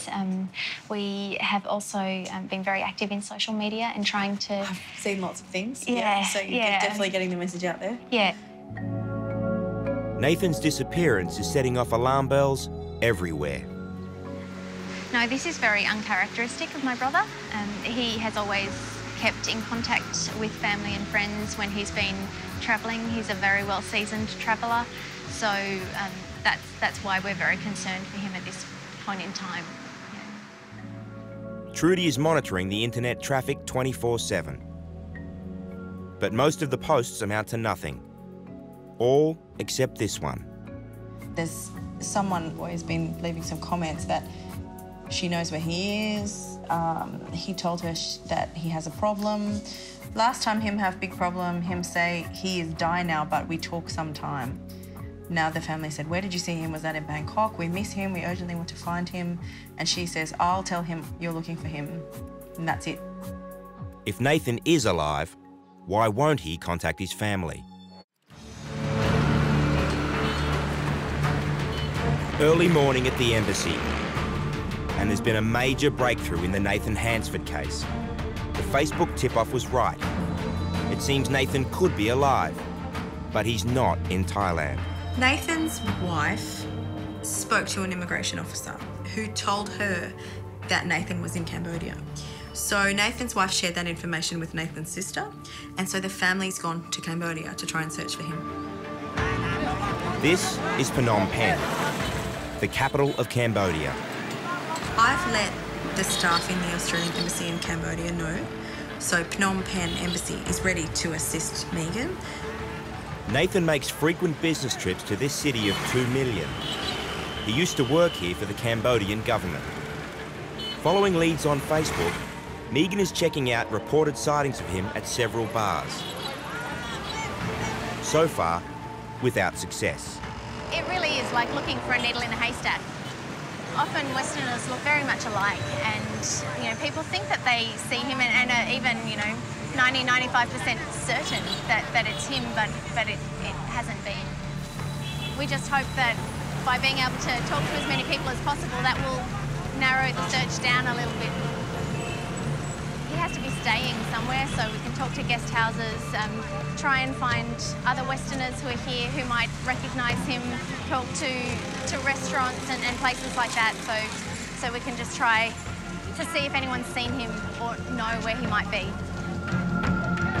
Where is Nathan Hansford?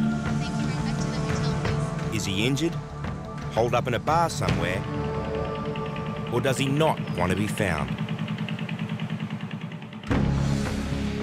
Just 3 days into their holiday, Amy and Marty have been robbed blind. Yeah, we're out of a tuk-tuk. They have no ID and not even enough money for food. But just when all seems lost, hope returns. Buy yourself some coffee or something. I lost my passport too. Very scary. Thank you. Good luck. Thank you. Thank you. I'm real weird. Oh, thank you. He's just thrown 3,000 baht. People are just so nice. When Marty and Amy were here and they were so upset, there were some other Australians in the waiting room who really stepped up to the situation and gave them some money to try and help them out. But what they really need is this: an official letter of identity so they can be wired the $600 they need to pay for their emergency passports. Do you not have any funds at all with you? We've got 4,000 baht. We need to call my mum and let her know that we've got ID, that we can finally get some money and pay for our passports to come home. Yeah. Fingers crossed she's got the money. Fingers crossed. Yes. Hello. All right, if you can transfer around 900 Australian dollars, and then that will get us through, that'll get us our passports, and that'll get us back home through the airports. We can give all the money back once we get our travel insurance lodgement. She's going to transfer extra money for us so we can do some things while we're here, while we're stranded, till we can get our passports and get home. Best mum ever. Best mum ever. Marty and Amy are back at the embassy to collect their emergency passports. Their holiday nightmare is nearly over. Okay, passport. That's your passport. Thank you. I look like a corpse. That's from crying so much. This is a letter. You might need it at immigration because you came in on a different passport to what you're going out on. Okay. So this is the letter that they're going to ask you for. So don't lose that one. You need that with your passport. Okay. Okay? Yep. Can you sign for me here? It means a lot to people when you give them a new passport. They're taking charge of their own journey again and they can go home safely. So I think for them it feels like they've got a bit of power back, a bit of control. My mum put extra money in, so at least we weren't just stranded at the hotel. Good. Yeah, so that's absolutely her duty. You need something to do. that's it. So we done a bit of shopping, I think a bit too much, because I even Never had to... too much in Bangkok. So when are you leaving now? This afternoon. Okay. Yeah. Good luck. Thank you. Thank you so much. Thank you. All right. And so it's straight back home to Sydney and the comfort of family. Thank God. Reuniting families is a big part of Trudy's job. She's finally received news from Cambodia, and it's a game changer. I've just received a text message from Megan to say that she's found Nathan. He's alive, but in bad shape. Recovering in this hotel from head injuries, suffered in a car accident that's left him with amnesia. How's he feeling today? He's okay to fly, so yeah, we'll take him home and get him some treatment in Australia. And you'll be on a flight via Bangkok, will you? Yes, yes. Well, he was in a car accident and he has had trouble with his memory, so he wasn't able to contact any of us. He couldn't remember his passwords and didn't have access to a phone or anything like that, so it was really difficult for him to be able to contact us at all. Nathan sparked an international manhunt. Trudy now wants to see him for herself.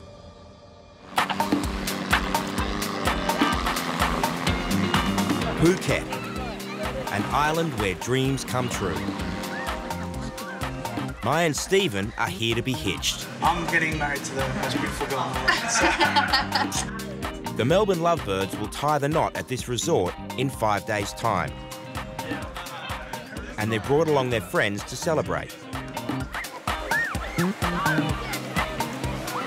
It's all fun and games. But then something goes horribly wrong. I'm not happy with the way this has been done. They blocked me in before with the car, okay? And they tell us we're not allowed to leave. He tried to take my keys from my hand before they tried to touch me. I don't like that. Stephen's locked in a heated dispute with local jet ski operators. So we're not paying. About the jet skis they've just hired and apparently damaged.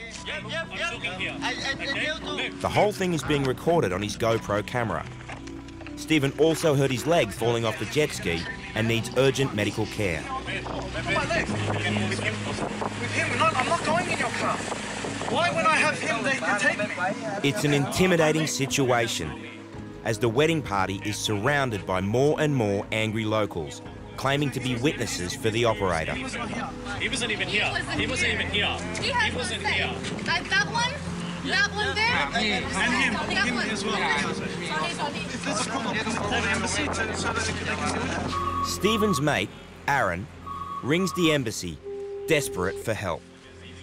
It was both you and your friend, correct? Yeah. So it was actually 2 jet skis. It wasn't just your friend's jet ski. Yeah, they're trying to say it's 2 jet skis. There's damage under one jet ski and damage on the side of the other jet ski. Is that correct? Well, it's like cosmetic appearance, and that was already there when we got onto the jet ski.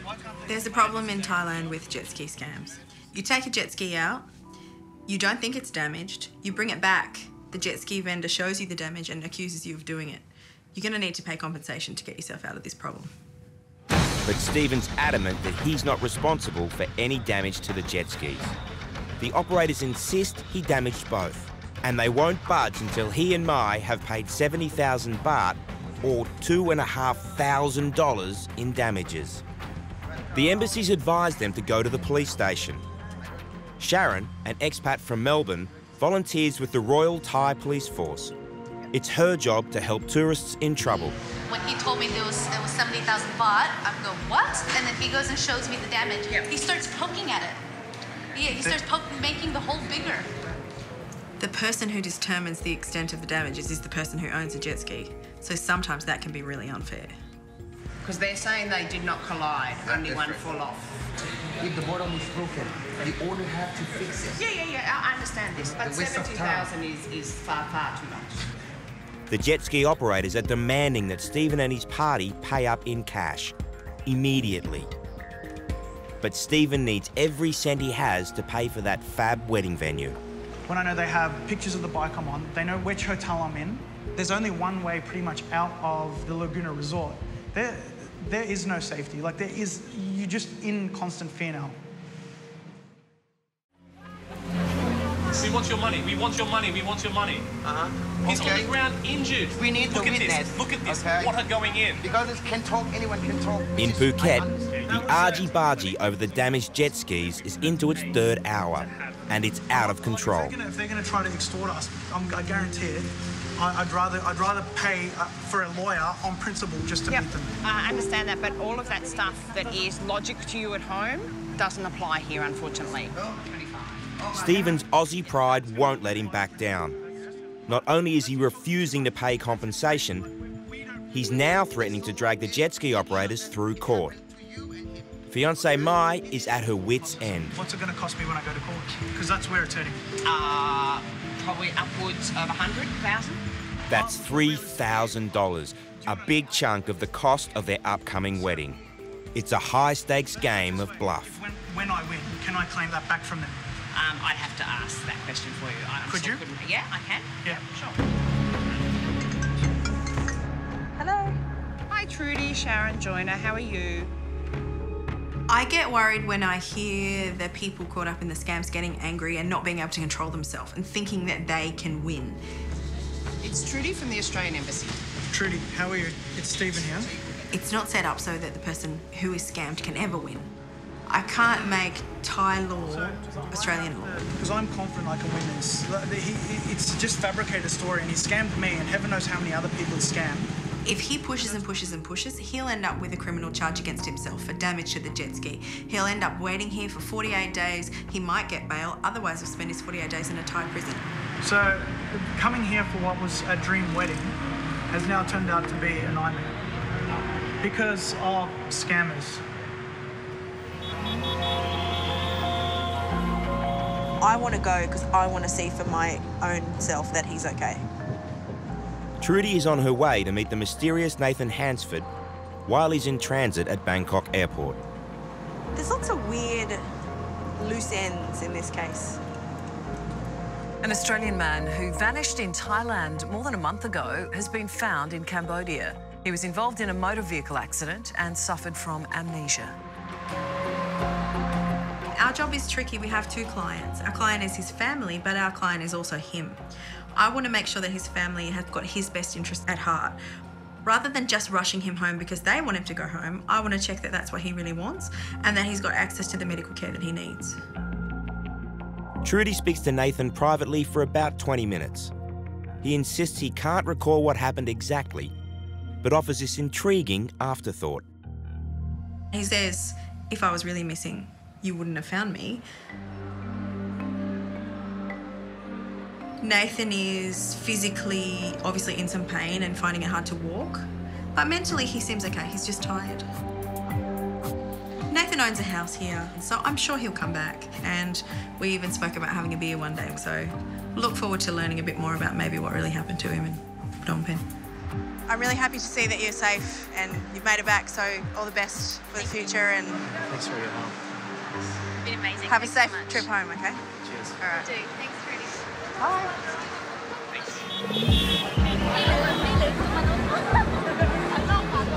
After 7 grueling hours of intimidation by local jet ski operators, Stephen finally agrees to negotiate. What I heard is 20,000. 17, okay? 20.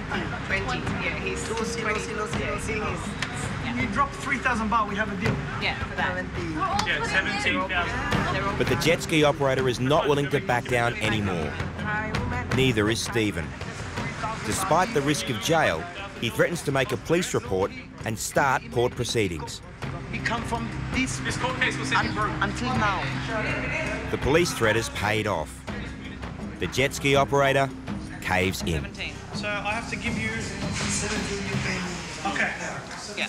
Stephen needs to give the jet ski vendor the money himself because that way the jet ski owner and Stephen both save face. This problem looks like it was sorted out in a win-win and everyone goes away happy. That's really important to Thai people. It's a big win for Stephen and Mai. Thank you.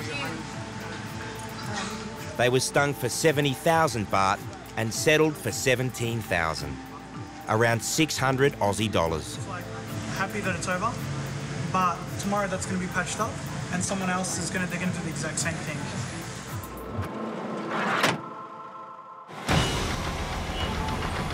Responding to family SOSs is core business for the embassy. Consular Officer Val is on her way to visit an Australian man close to death in a Bangkok hospital.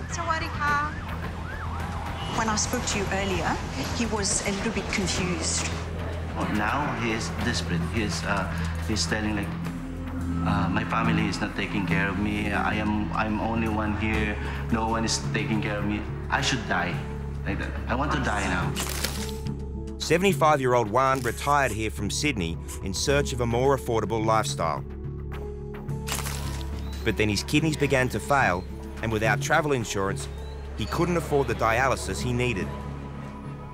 He was rushed here 2 days ago after being found in a coma by his housekeeper. Hello, Mr. SoReal. Oh, nice to meet you. How are you? So. Anything while he's here? Fortunately, Val has good news. I will be able to assist She's you. got in contact with Mr. SoReal's only son. Come here to tell you that Daniel is on his way to come and visit you. Your son, Daniel. Good news. I am very happy, but I am not sure he is coming. Yes, I've got his flight details. He's arriving on Sunday night. And you don't have to be concerned about anything. Is that true? That is true. Gigi? Yes.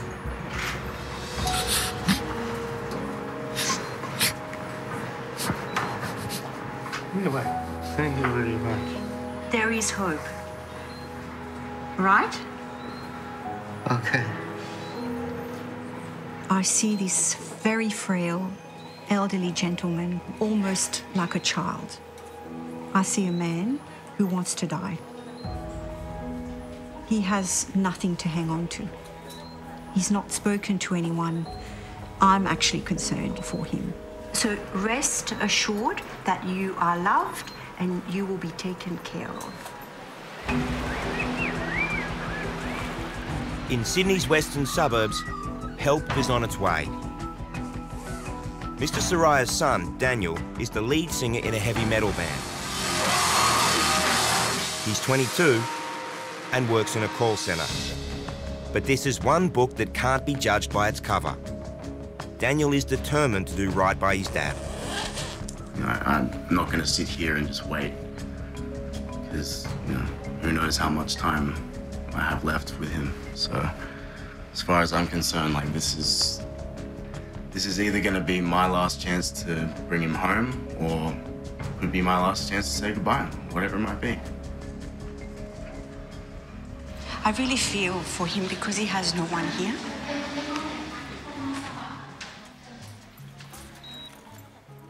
Can Daniel's dad hold on?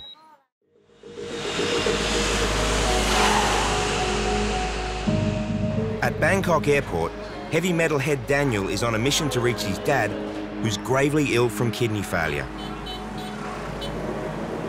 I'm actually hoping that the few words of hope that I spoke to Mr. SoReal actually worked, and that Mr. SoReal made a decision to actually hang in there because he knows that Daniel is on his way.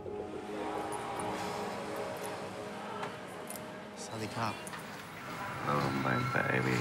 I'm gonna give you 2 now. How you doing, man? You okay? You are. How are you?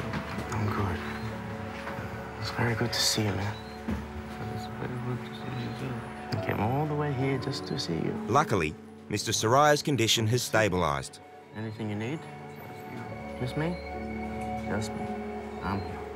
It's kind of like a wash of emotions right now, I suppose. Happy and anxious, and, you know, kind of feel like I want to burst into tears, but yeah, it's okay. It's good to be here, and it's good to be able to talk to him, and yeah.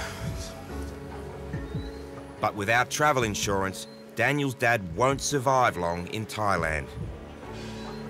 He needs regular dialysis and specialist care.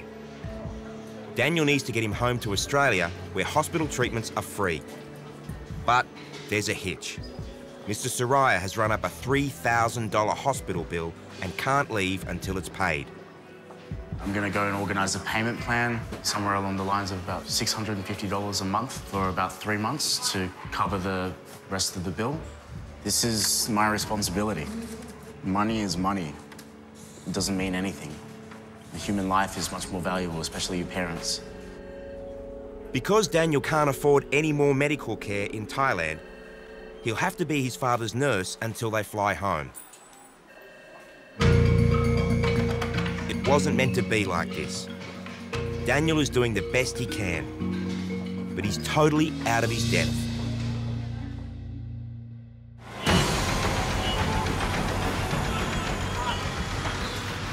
Late afternoon at the embassy, and it's Groundhog Day all over again. Guess who's back? Who? Peter Junis. You're kidding? Again. Oh. And this is his 7th consular case. 7th time he's been arrested. So 6 times in Thailand. When we see Peter Junis walk into the embassy, he's happy, kind, he's got a wife and a baby. You know, he looks like a lovely family man. But there is more to Peter Junis than meets the eye. A lot more. The 42-year-old Australian was caught with 271 fake credit cards and 10... Peter's rap sheet includes theft and, most recently, credit card fraud. He was arrested in Pattaya 4 months ago. That CCTV footage was available of him withdrawing money from ATMs around Pattaya. Peter says that's all in the past. He's done the crime, served the time, and now wants to go home to Australia. He claims he's lost his passport and needs a replacement. But Trudy suspects he might be on the run from police. I've been thinking, what is the best way to approach this thing? What about emergency passport? Well, you know, like I said, we have regulation. We know this is not ordinary cases. Peter claims he needs to leave Thailand because the police have been harassing his wife and child. They took my girl, they took the baby for 2 days. And she's scared so much, you know. I don't know if he's telling the truth, but I know with Mr. Junis there's always more. So we need to ring the court and find out for ourselves if the legal proceeding has actually finished. I want to believe that he's an honest guy and he just wants to get home. But we can't just give passports to people who are under arrest or awaiting trial. That's part of our responsibility to the Thai government. Peter Junis is desperate to avoid any more time behind bars, but the question remains, is he a free man or is he on the run?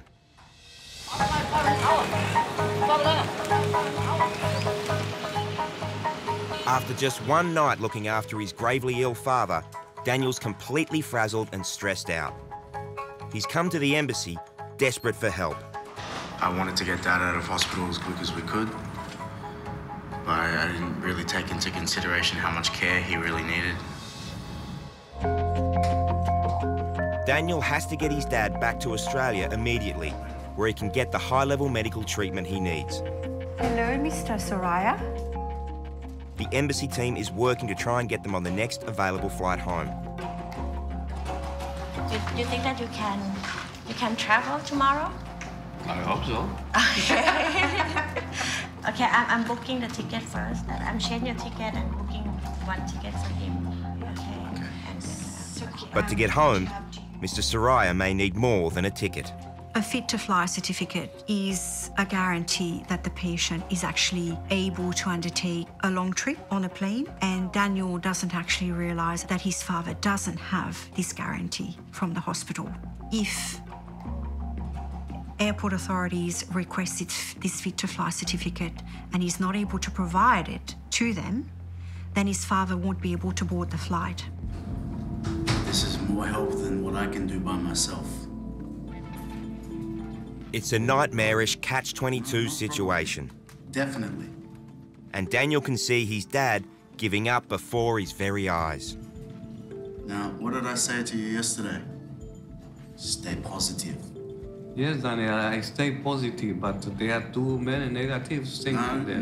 No, it doesn't matter. Every step that we have is half a dozen steps backwards. But this, the aeroplane ticket. Dad, look at me. I came here to bring you home, and that's what I'm going to do. It's too much alone for you. So what? Don't worry about me. It's only you. It's only me, but I'm strong. That's thanks to you.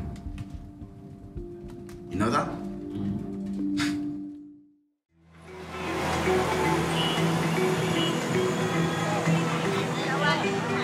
Pattaya is one of the world's most famous holiday destinations, and that makes it rich pickings for scammers.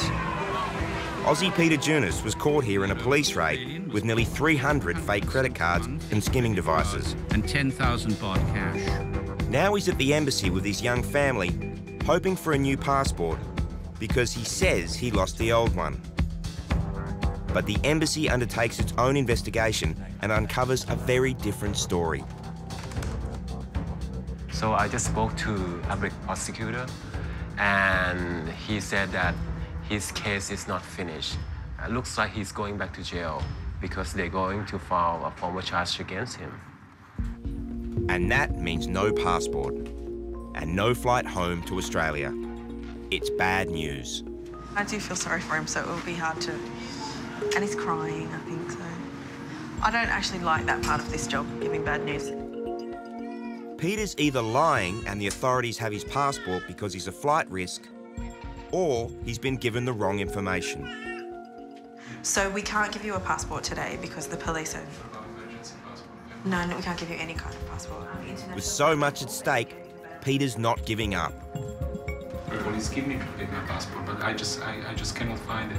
Okay. What did they give it back to you for? They say to me, your case finished. Okay. After 3 days, on Monday, they announce my name. I am free to go. But the court case is not finished. What they've told us is that the next step they're going to do is probably put an arrest warrant out for you to continue their investigation. It might be a good idea if you call a lawyer and speak just for some advice. Say hi. You want to come and get the lawyers list with me? We can give him our list of lawyers and he can choose one off there that he can speak to about his situation. One of the really important jobs of the embassy is to make sure people facing charges understand what the charges are and understand what they represent. And then there's Peter's claims about police harassment. What we're going to do, B told me that you were worried about your wife and your baby. Somebody hold, the baby with one hand. You want your baby, call your mom. Are you going to the prison too? Yeah, that's not okay, okay? They can't do that. We're going to talk to, B's going to talk to the police officer who's in charge of your case and say that you've told us that you're worried about your wife and child and that... But Peter rejects Trudy's offer to help. It's case closed. I think when Mr. Junis realises we can't give him a passport, he's not really interested in any other help. But I think he's disappointed because his opportunity to leave the country and get away from these charges has pretty much gone. If I cannot help, I have to go to another country, like one way or another way. But, it's like I'm not going back to prison or something, If I have to cross the border unofficially, I just don't care, He knows what he's doing. He's tugging on our heartstrings and it worked a bit. But at the end of the day, he needs to prove that he didn't try to scam all those people with the credit cards. And then when that's resolved, then he can leave.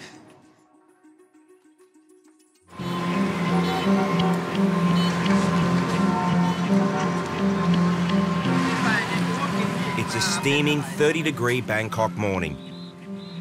But Mr. SoReal is deathly cold. His kidneys are failing and he needs to get back to Australia for life-saving dialysis. The embassy's arranged his flight home, but without a fit-to-fly certificate, he may not be allowed to board the plane. You comfortable? Yes, I am. Okay. I decided the best thing to do is to accompany Daniel and his father to the airport to make sure that they have the best chance possible to board the flight and be on their way home. I'm still very anxious about this because anything can happen.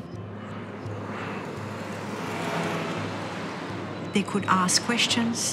Why are you in a wheelchair? What is your medical condition? And there's also the question of whether young Daniel, without a credit card to his name, has enough money left in his bank account to pay for the tickets.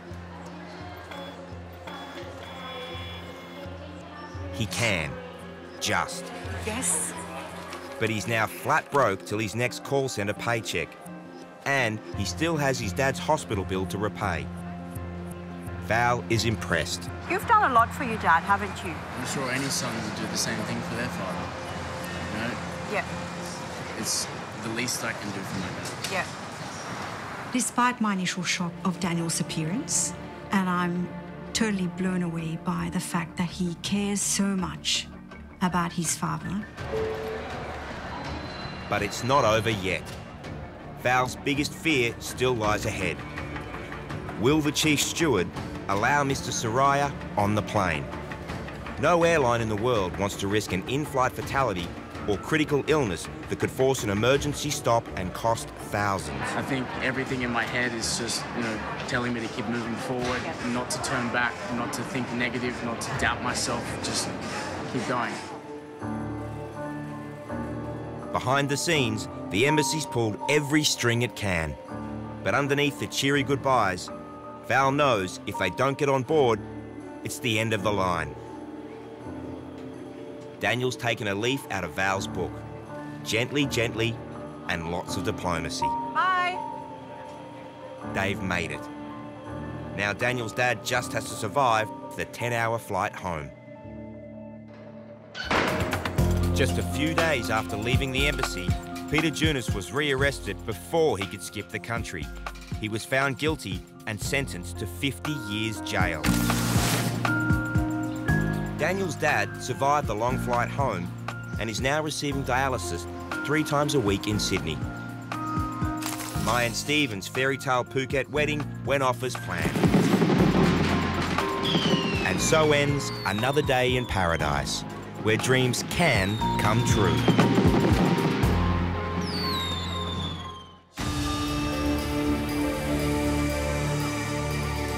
No matter where you are in the world, if you're Australian and things go wrong, there's always one place you can turn: the embassy. Tonight on the show, what is Jared thinking? Narcotic category 1, which means methamphetamines. He's been busted for drugs in a country where they still have the death penalty. He's in serious trouble. And now this Aussie party animal has a secret escape plan. Don't say nothing yet because they don't know. Taxi trouble in Bangkok. We realised 2 in the first taxi left 1 bag behind. The silly mistake that could cost the O'Donohues their savings. Mum had a PIN number in the purse. The money's gone already, Yes. don't bother cancel it. He said you can come and stay with me for free. And broke and broken-hearted in Bangkok. So is he still staying there with you? Can the embassy save Ryan from the love rat? Look, you struck hurts.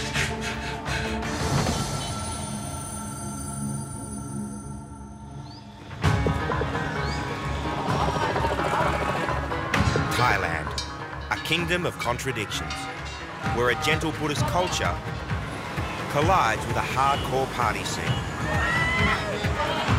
It's an open invitation to go wild on booze, sex and drugs. But as every Aussie tourist should know by now, get caught with drugs and you could pay with your life. We received a fax from Patong police notify us that Jared Kemp was arrested yesterday for drug offenses. This is the narcotic category 1, which means methamphetamines. The penalty is high. 27-year-old Darwin boy Jared is a party animal. A former security manager at Darwin Casino, he's been a hardcore regular of Patong's infamous nightclub strip for the past 2 years. And this is not the first time he's been in trouble with the law. Jared Kemp was arrested earlier this year for visa overstay. He was deported. He spent 2 days in Australia, and he came straight back to Thailand again. Sharon speaking. Hi, Sharon. It's B from the Australian Embassy in Bangkok. How are you? With Jared facing serious drug charges, B is liaising with Royal Thai Police volunteer Sharon, who's based in Phuket. He was found with a bag of white powder in his room. Okay. He is now detained at Patong police station. In Thailand, the death penalty is very real. Convicted drug dealers can be executed by lethal injection. Traces of ecstasy were found in Jared's apartment and in his urine. He was busted when police were called to his apartment after neighbours complained of loud music. Sharon's come to check on his welfare, but he's being taken to court a day earlier than expected. Are you okay? Do you need any medical assistance? I'm fine so far. Okay. Have they made you sign anything? Yeah, they made me sign papers when I asked for it's in Thai. Okay. So they wouldn't tell me, and when they wouldn't tell me what it was, then they get angry at me for, if you don't want to help, then we lock you up forever. Okay. So that's why I signed the documents before they come here. Jared may have signed his life away. Those documents gave police the right to test his blood for traces of narcotics. He's facing jail time. It's just a question of how big a sentence. So we all know how bad drug charges in an Asian country can be. They have death penalties for this sort of stuff. It's the wrong thing to do. You wouldn't do it at home, so why would you do it in a foreign country? At the embassy in Bangkok, the temptations of Thailand have claimed another victim. A 36-year-old Melbourne man is in desperate need of help. Hi, how you going? I'm Trudy. Ryan. Nice to meet you. Nice to meet you. All right. What's happening? I met this guy online and look, you know, the internet, you know, just talking, and then he goes, I'm a travel agent, why don't you come to Thailand? And then he said, you can come and stay with me for free. Like thousands of others, Ryan was lured to Bangkok by the prospect of a cheap holiday and easy love. He and his American friend spent a few fun-filled nights together before Ryan discovered his credit card had been ransacked. And I seen the charge from the hotel. It was $1,039. Now there's charges from America. First, before we do anything else, this card that you've got, it's been cancelled. I don't have no money. I said only money. Bangkok can be an unforgiving place when things go wrong. Thank God for Trudy. The whole time I've been here, he's just mentally abused me, and I just want out. Okay, so I'm upset. That's okay. That's all right. I'm not really strong, but... Do you want me to get you a coffee or a drink or something? Will that make you feel better? Okay. Water, coffee, what would you want? Okay. My job in helping him is to make him feel calm. I can't get any sense out of him if he's still crying and telling me the story over and over again. So the thing I want to do is change his focus. Have you eaten today? No. All right, what about a sandwich or something? Yeah. Okay. The best way I know how to do that with someone who's tired and hungry is give them food. I'll be back in a minute, okay? Thank you. Food is a really simple, quick way, especially with boys. I just want to see the Yarra River, Port Melbourne. In Phuket, the verdict on Jared is nearly in. He's been charged with taking drugs. The maximum sentence here is 10 years jail.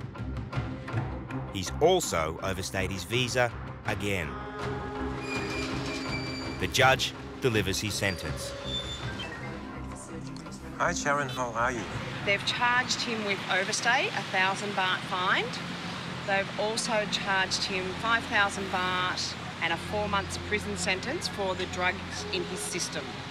The 4-month prison sentence has been suspended for 2 years. So providing he does not do anything wrong within the kingdom, he won't have to serve any time. All right. Thank you so much, Sharon. Bye. Party boy Jared should thank his lucky stars.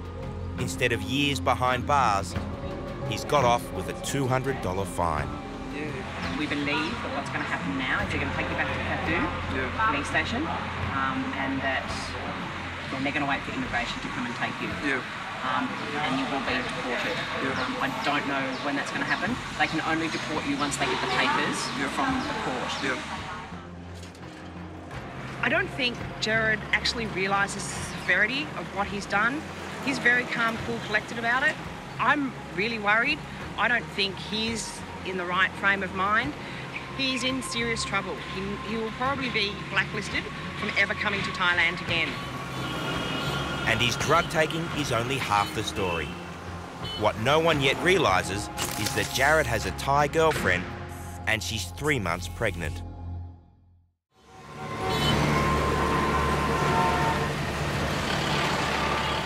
I just want to go home. It's a simple mum. I love Thailand. I love Bangkok. These are amazing places to come. I just had one bad experience. Thai people are beautiful. The shopping's great. The night markets are bloody awesome. The food's great, it's cheap. I tell everyone to come here, just watch who you come with. Even strung out, Ryan sounds as though he'd make a better tour guide than the ruthless travel agent who seduced and scammed him out of $3,000. The Holiday Inn that you're staying at, is that the same hotel you've been staying at with this guy? Yeah. So is he still staying there with you? So no, I've got my own room now. Okay. His room. Does he know where you are? He doesn't know what number. Do you think maybe we should move you into a different hotel? No. Trudy has to turn that no into a yes, so she's enlisting help from Ryan's mum to get him to safety. Hi Joe, I'm Trudy. I'm calling from the Australian Embassy in Bangkok. He can't stay in that hotel where the guy is that's been abusing him. And if it's me and his mum, who are both trying to convince him the same thing, I think we've got a better chance of success. He's just a bit upset, so I think if he talks to you, you might be able to give him a bit of reassurance, okay? No worries, I'll put him on. Thanks. Take your time, spend as long as you like, Alright. okay? I was just still after this for 2 weeks. I was so drained. I've never felt this way. I can't control. It's not the fact they're not going to be home. It's the fact that he's just physically drained me so bad and called me a liar and he deceived me. Lots of people come through the door who are so distressed. You see people at the absolute worst time in their life. How you going? Yeah, fine. You good? Yeah, I think I might take that option and Move to a different hotel? Yeah, hotel. It's somewhere close to the airport where I'm flying out, so I'm away from him. Because he's been here quite a while and he's got a few Nigerian friends. Trudy's ploy to get Ryan out of danger has worked. But there's a bigger problem. Ryan is flat broke. So how are you going to pay for the hotel? I don't know. I've got no money.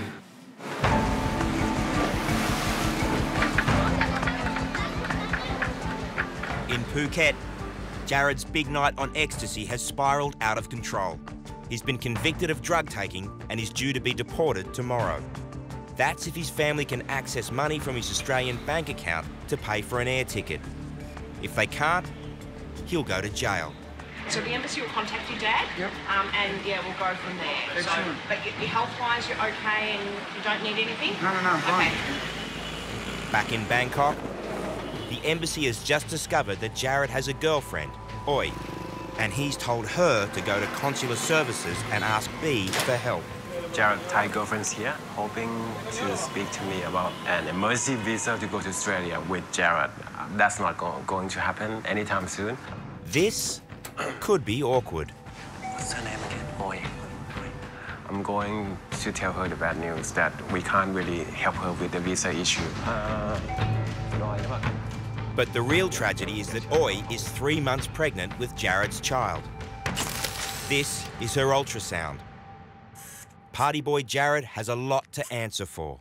Her wish is to have the baby born in Australia. จะดูแลเรื่องคนออสเตรเลียที่มีปัญหา But I'm just have to let her know that she's not going with Jared today or tomorrow. The process is going to take quite some time. อันนี้ก็คือคุณก็ต้องไปกำหนดเอง Australian visas are an immigration issue, not a consular matter, and it can take months to resolve. It's out of B's hands. Jared's created quite a mess.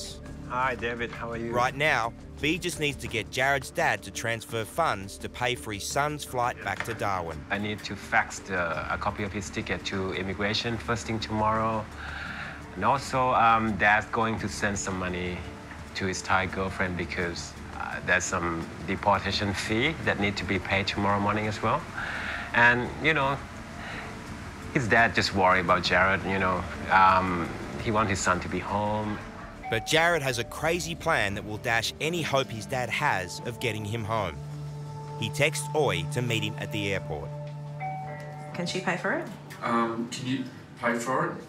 Meanwhile, Ryan is on the phone again to his mum in Melbourne, asking for money to pay for a new hotel for the night. We just can't pay for everybody who's in trouble. We just don't have the money. So people's families and friends need to take responsibility for them. So tell her I'll call in about 15 minutes. He can't go back to the hotel he was staying at because the American con man who abused him and stole all his savings is still there. Okay, all right. Bye, thanks. Okay. Your mum's going to call your sister and say that I'm going to ring your sister in 15 minutes. In the meantime, we're going to go on this computer out here and we're going to find you a room at the Novotel. Then when we call your sister, she's going to give you her credit card and we're going to book it on the internet with your sister's credit card. Hi Tegan, it's Trudy calling from Australian Embassy in Bangkok. How are you?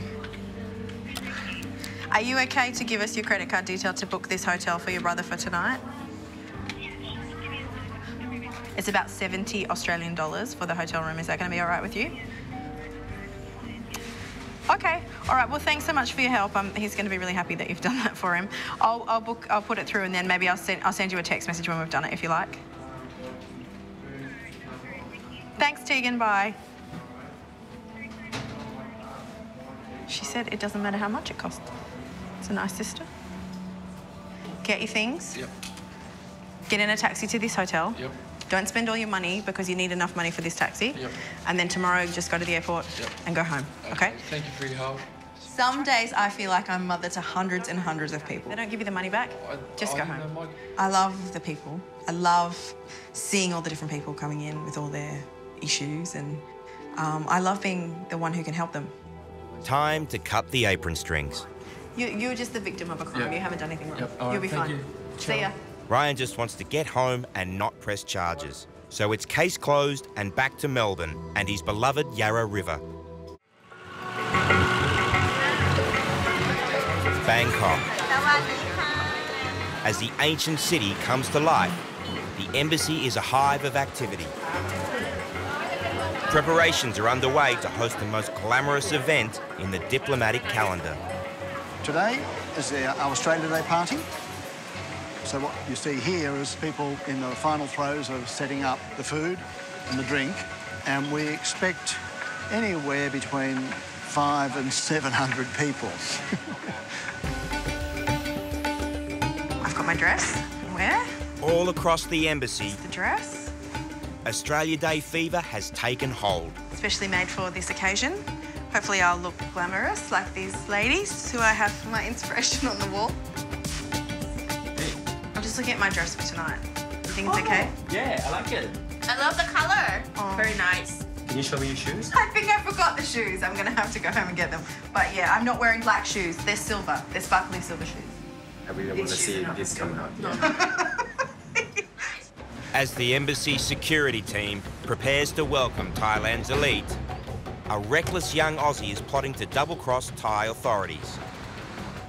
This is Jared's second deportation under guard, in a country where drug charges can mean the death penalty. There's no embassy official with him, but Jared's cool as, because he reckons he can buy his way out of trouble. Immigration, I paid them 10,000 in Phuket to make the process quicker, which is about 350 Australian dollars, I think, roughly. Paid 5,000 or 6,000 at Bangkok. Whether his claims are true or not, Jared's secret plan is to meet his girlfriend here at the airport. She knows where I'm booked from, so hopefully she'll be down there. How are you? So, we found out a month ago that my girlfriend's pregnant, so I've done it all now. I've partied like everyone else. I want to spend time with her and spend my money on the future, I guess, rather than the night ahead of me. The partying might be over, but Jared's behaving as though he's still on drugs.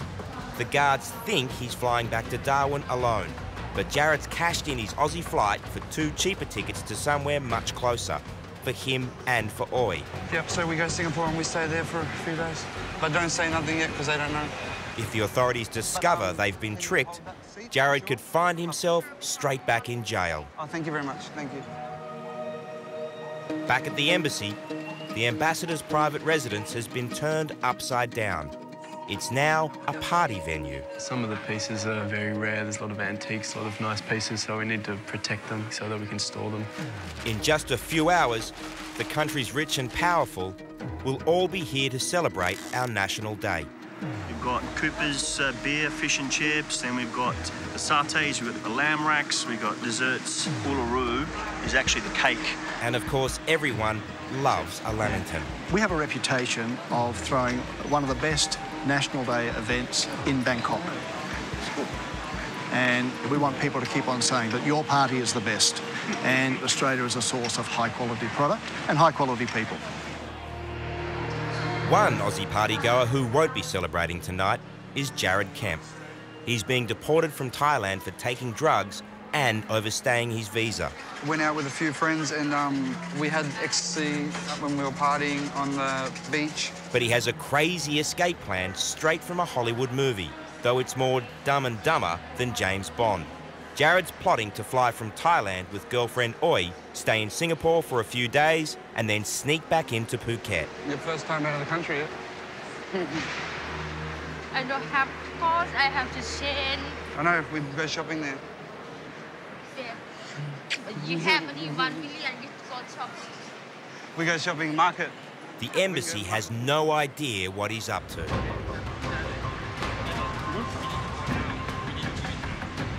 The flights are 5:30. We need to go now, inside now. Yeah, 1 minute, 1 minute, 1 minute. That's the man from the jail. Yeah, you have to go now, otherwise you're gonna meet the fight. Yeah. Jared doesn't seem to realise that until he clears immigration, he's still a prisoner in Thailand. Worse, he may never be allowed back. In love and with a baby on the way, their whole future is in jeopardy. We don't know if he's going to be blacklisted or not at this stage. I don't think he understands how serious the case is. It's a joyous goodbye. But in Thailand, things are not always as they seem.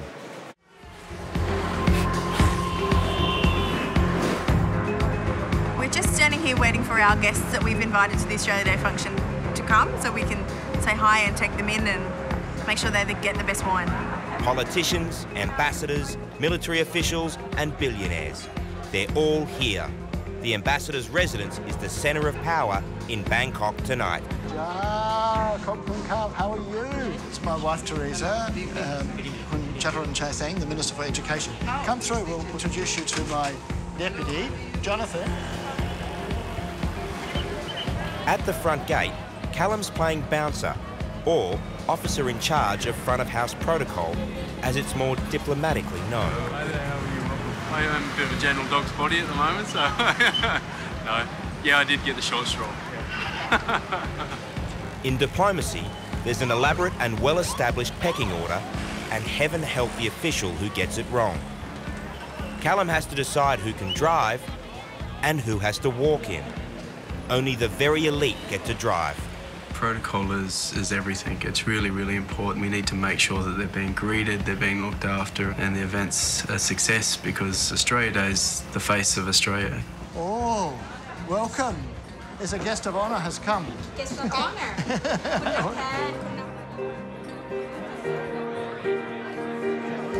It's good to celebrate Australia with our host country. Hospitality matters enormously in this part of the world, and especially in Thailand. And the Thais appreciate it very much.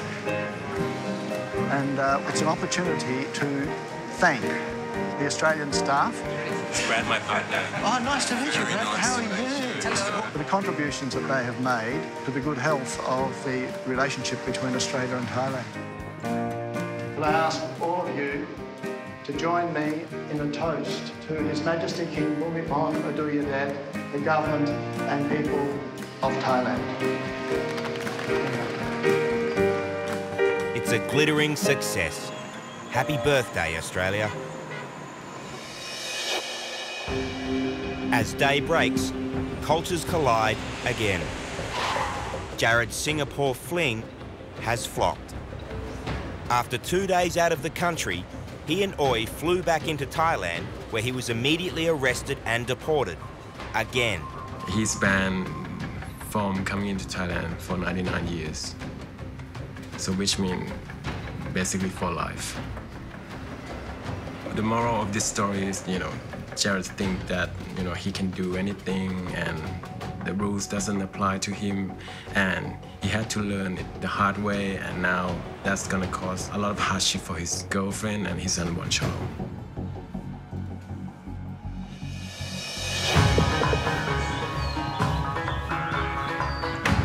The land of smiles is full of tales of caution. Phuket was once a series of small fishing villages. It's now a magnet for Aussie tourists. Phuket is an island that Australians love. It's like summer camp for adults.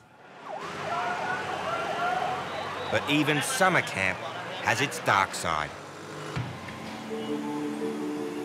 Phuket's maximum security prison is one of the grimmest in Thailand.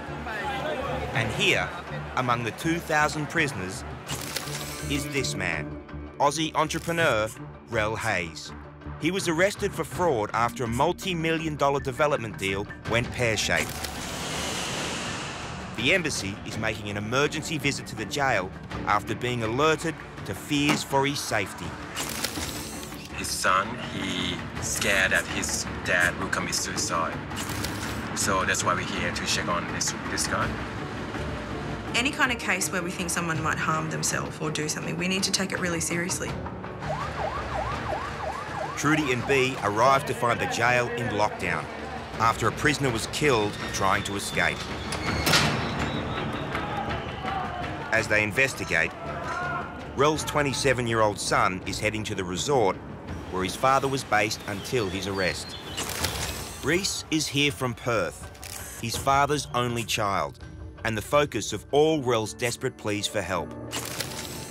It came in this envelope, which has my wonderful son, Reese, on it. Dear Reese, thank you, sir. Thank you so much for being my son. Without you, I would be so deeply in the shit. I am blessed to have you in my life. I'm sitting writing you this letter while I eat one of the cakes and have a coffee. Fucking paradise. Paradise gone horribly wrong. With his dad's money all tied up in his business, Reese knows his father's counting on him to raise the $18,000 he needs to trigger bail. But that's a massive ask.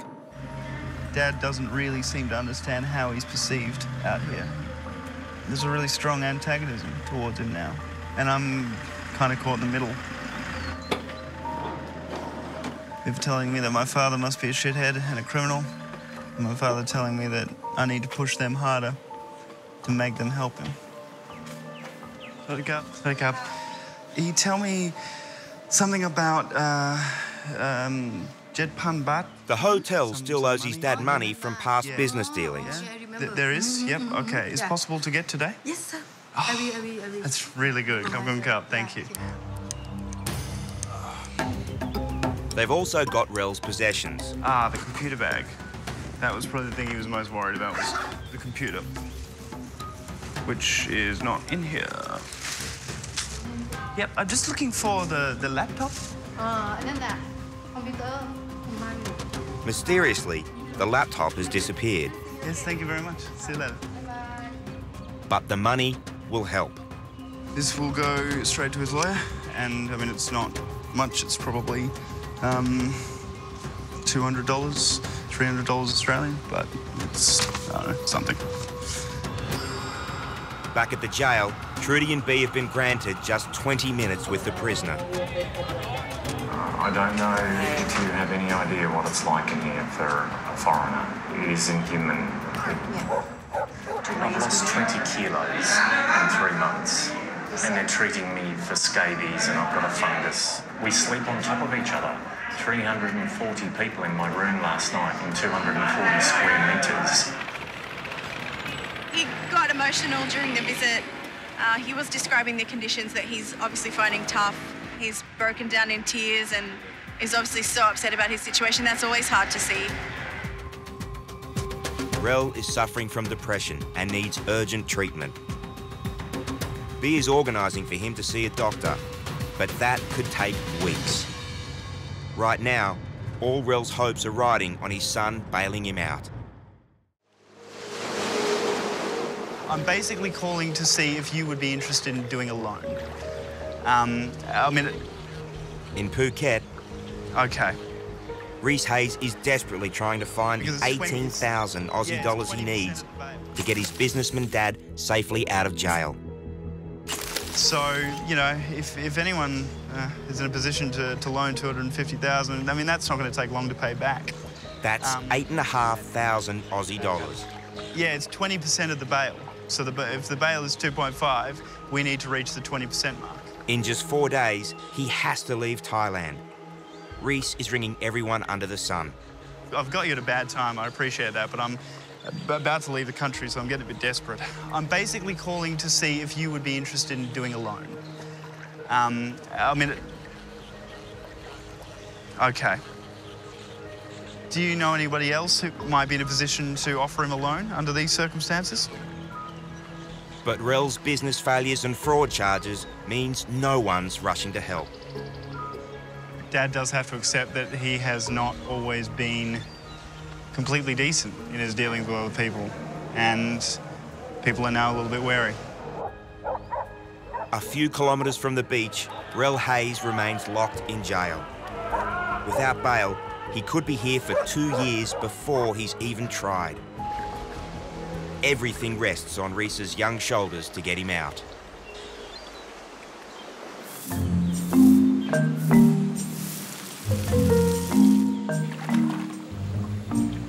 Every so often, the embassy takes on uni students, like 23-year-old Booker, to help out with the basics. But having an intern can be a risky business. Hey? What's that? Got it from your desk. Hey? Dory told me to shred it. She just gave it to me and she was like, please shred this. Who? Dory. That's an important death certificate B's just rescued from the shredder. But young Booker will have a chance to redeem himself very soon. Melbourne retirees John and Anne O'Donoghue were having the holiday of their lives until an hour ago. I'll take you to the interview room now. Well, there were 5 of us, 2 got in one taxi and the 3 of us got in the other. And by the time we got to the bus station, we realised the 2 in the first taxi left one bag behind. And it was the one with the passports and the air tickets and my handbag in it. And your iPad was in there iPad too, too, yes. And your travel insurance documents were there. And about $250 worth of cash. In fact, all the O'Donoghues' most precious belongings are somewhere in one of Bangkok's 200,000 taxis. The cab company's been called, but no one's holding out any hope. Generally, if you leave something in a taxi, I mean, you're not really going to get it back. And losing Anne's handbag with all their passports, air tickets, money and bank cards is not the worst of it. Not by a long shot. All across Phuket, Aussies are enjoying their holidays without a worry in the world. But not Reese. His heart is beating to a different tune. He's managed to raise half the bail money to get his dad out of jail. But it's not enough.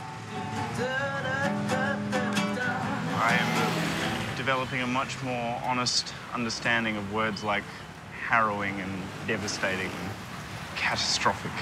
Reaching a point of desperation. I am so close, you know, $9,000 or less than $9,000 away, and yet we just can't seem to get there. Reese has no choice but to return to Australia and try and raise the money from there. Leaving his dad here in one of Thailand's worst prisons until he is tried for fraud. There's a very real chance at this point that I will not get to see my father come out of jail while I'm still here.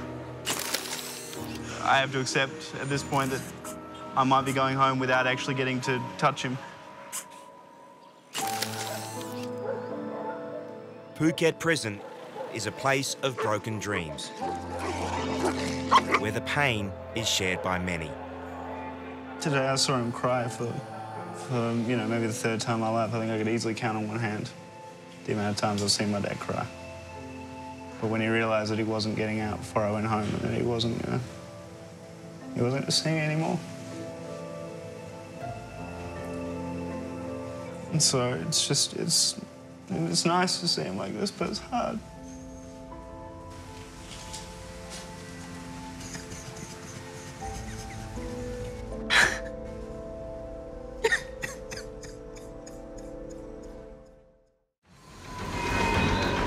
John O'Donoghue. At the embassy, it's been a long day for the O'Donoghue family. For the last hour, John's son has been frantically trying to call his parents' bank in Australia and put a stop on their accounts before someone in Thailand robs them of all their savings. Mum had a PIN number for that card in the purse that was stolen. A PIN attached to a bank card is an open invitation for even the dumbest thief. As they sit here, John and Anne's savings could be wiped out. Not able to get through, so it's not opening for service. The destination you dialed is not existing. As the pressure mounts, the family's despair grows. It seems all hope is lost. The money's gone already, don't bother cancel it. In Phuket, Rel Hayes is still hoping his son will get him out of jail. Reese is doing his best from Australia. But his dad now faces additional fraud charges, adding tens of thousands of dollars to his bail. Is there anything that you'd like us to, a message you'd like to pass on to your son? Or... That I miss him.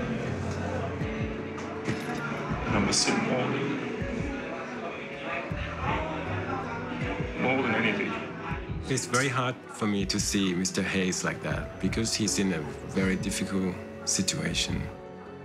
The embassy has arranged for Rel to receive regular medication for his depression. They've also arranged for him to see a psychiatrist. I mean, we do what we can to help him, but no matter how hard we try or what we do, sometimes there is no happy ending. He recorded this message for his son. Hi, Bugsy. I just want you to know I'm missing you. I'm doing okay. I'm still trying to get my bail. All right, I'm surviving. Hopefully I'll be out of here and be able to call you soon. I love you.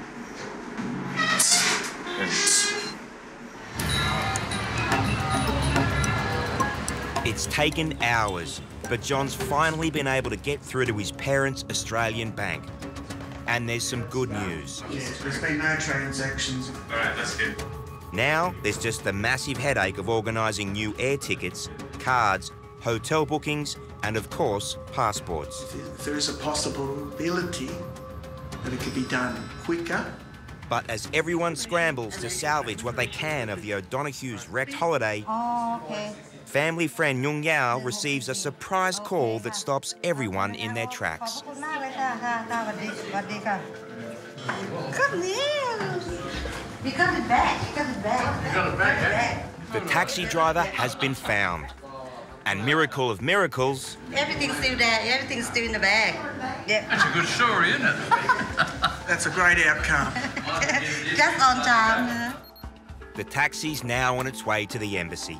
We'd have paid the money out for another passport and another hotel tonight. This is a really happy ending for them and for us, and it makes our life easier and their life easier. They saved themselves a lot of time and a lot of effort and a lot of money. You're just in the nick of time, so yeah, I'm really happy for you, yeah. I'm happy for you, on everybody. And just minutes later, despite Bangkok traffic, That's it, yeah. the taxi driver is at the gate. The whole family is there to greet him.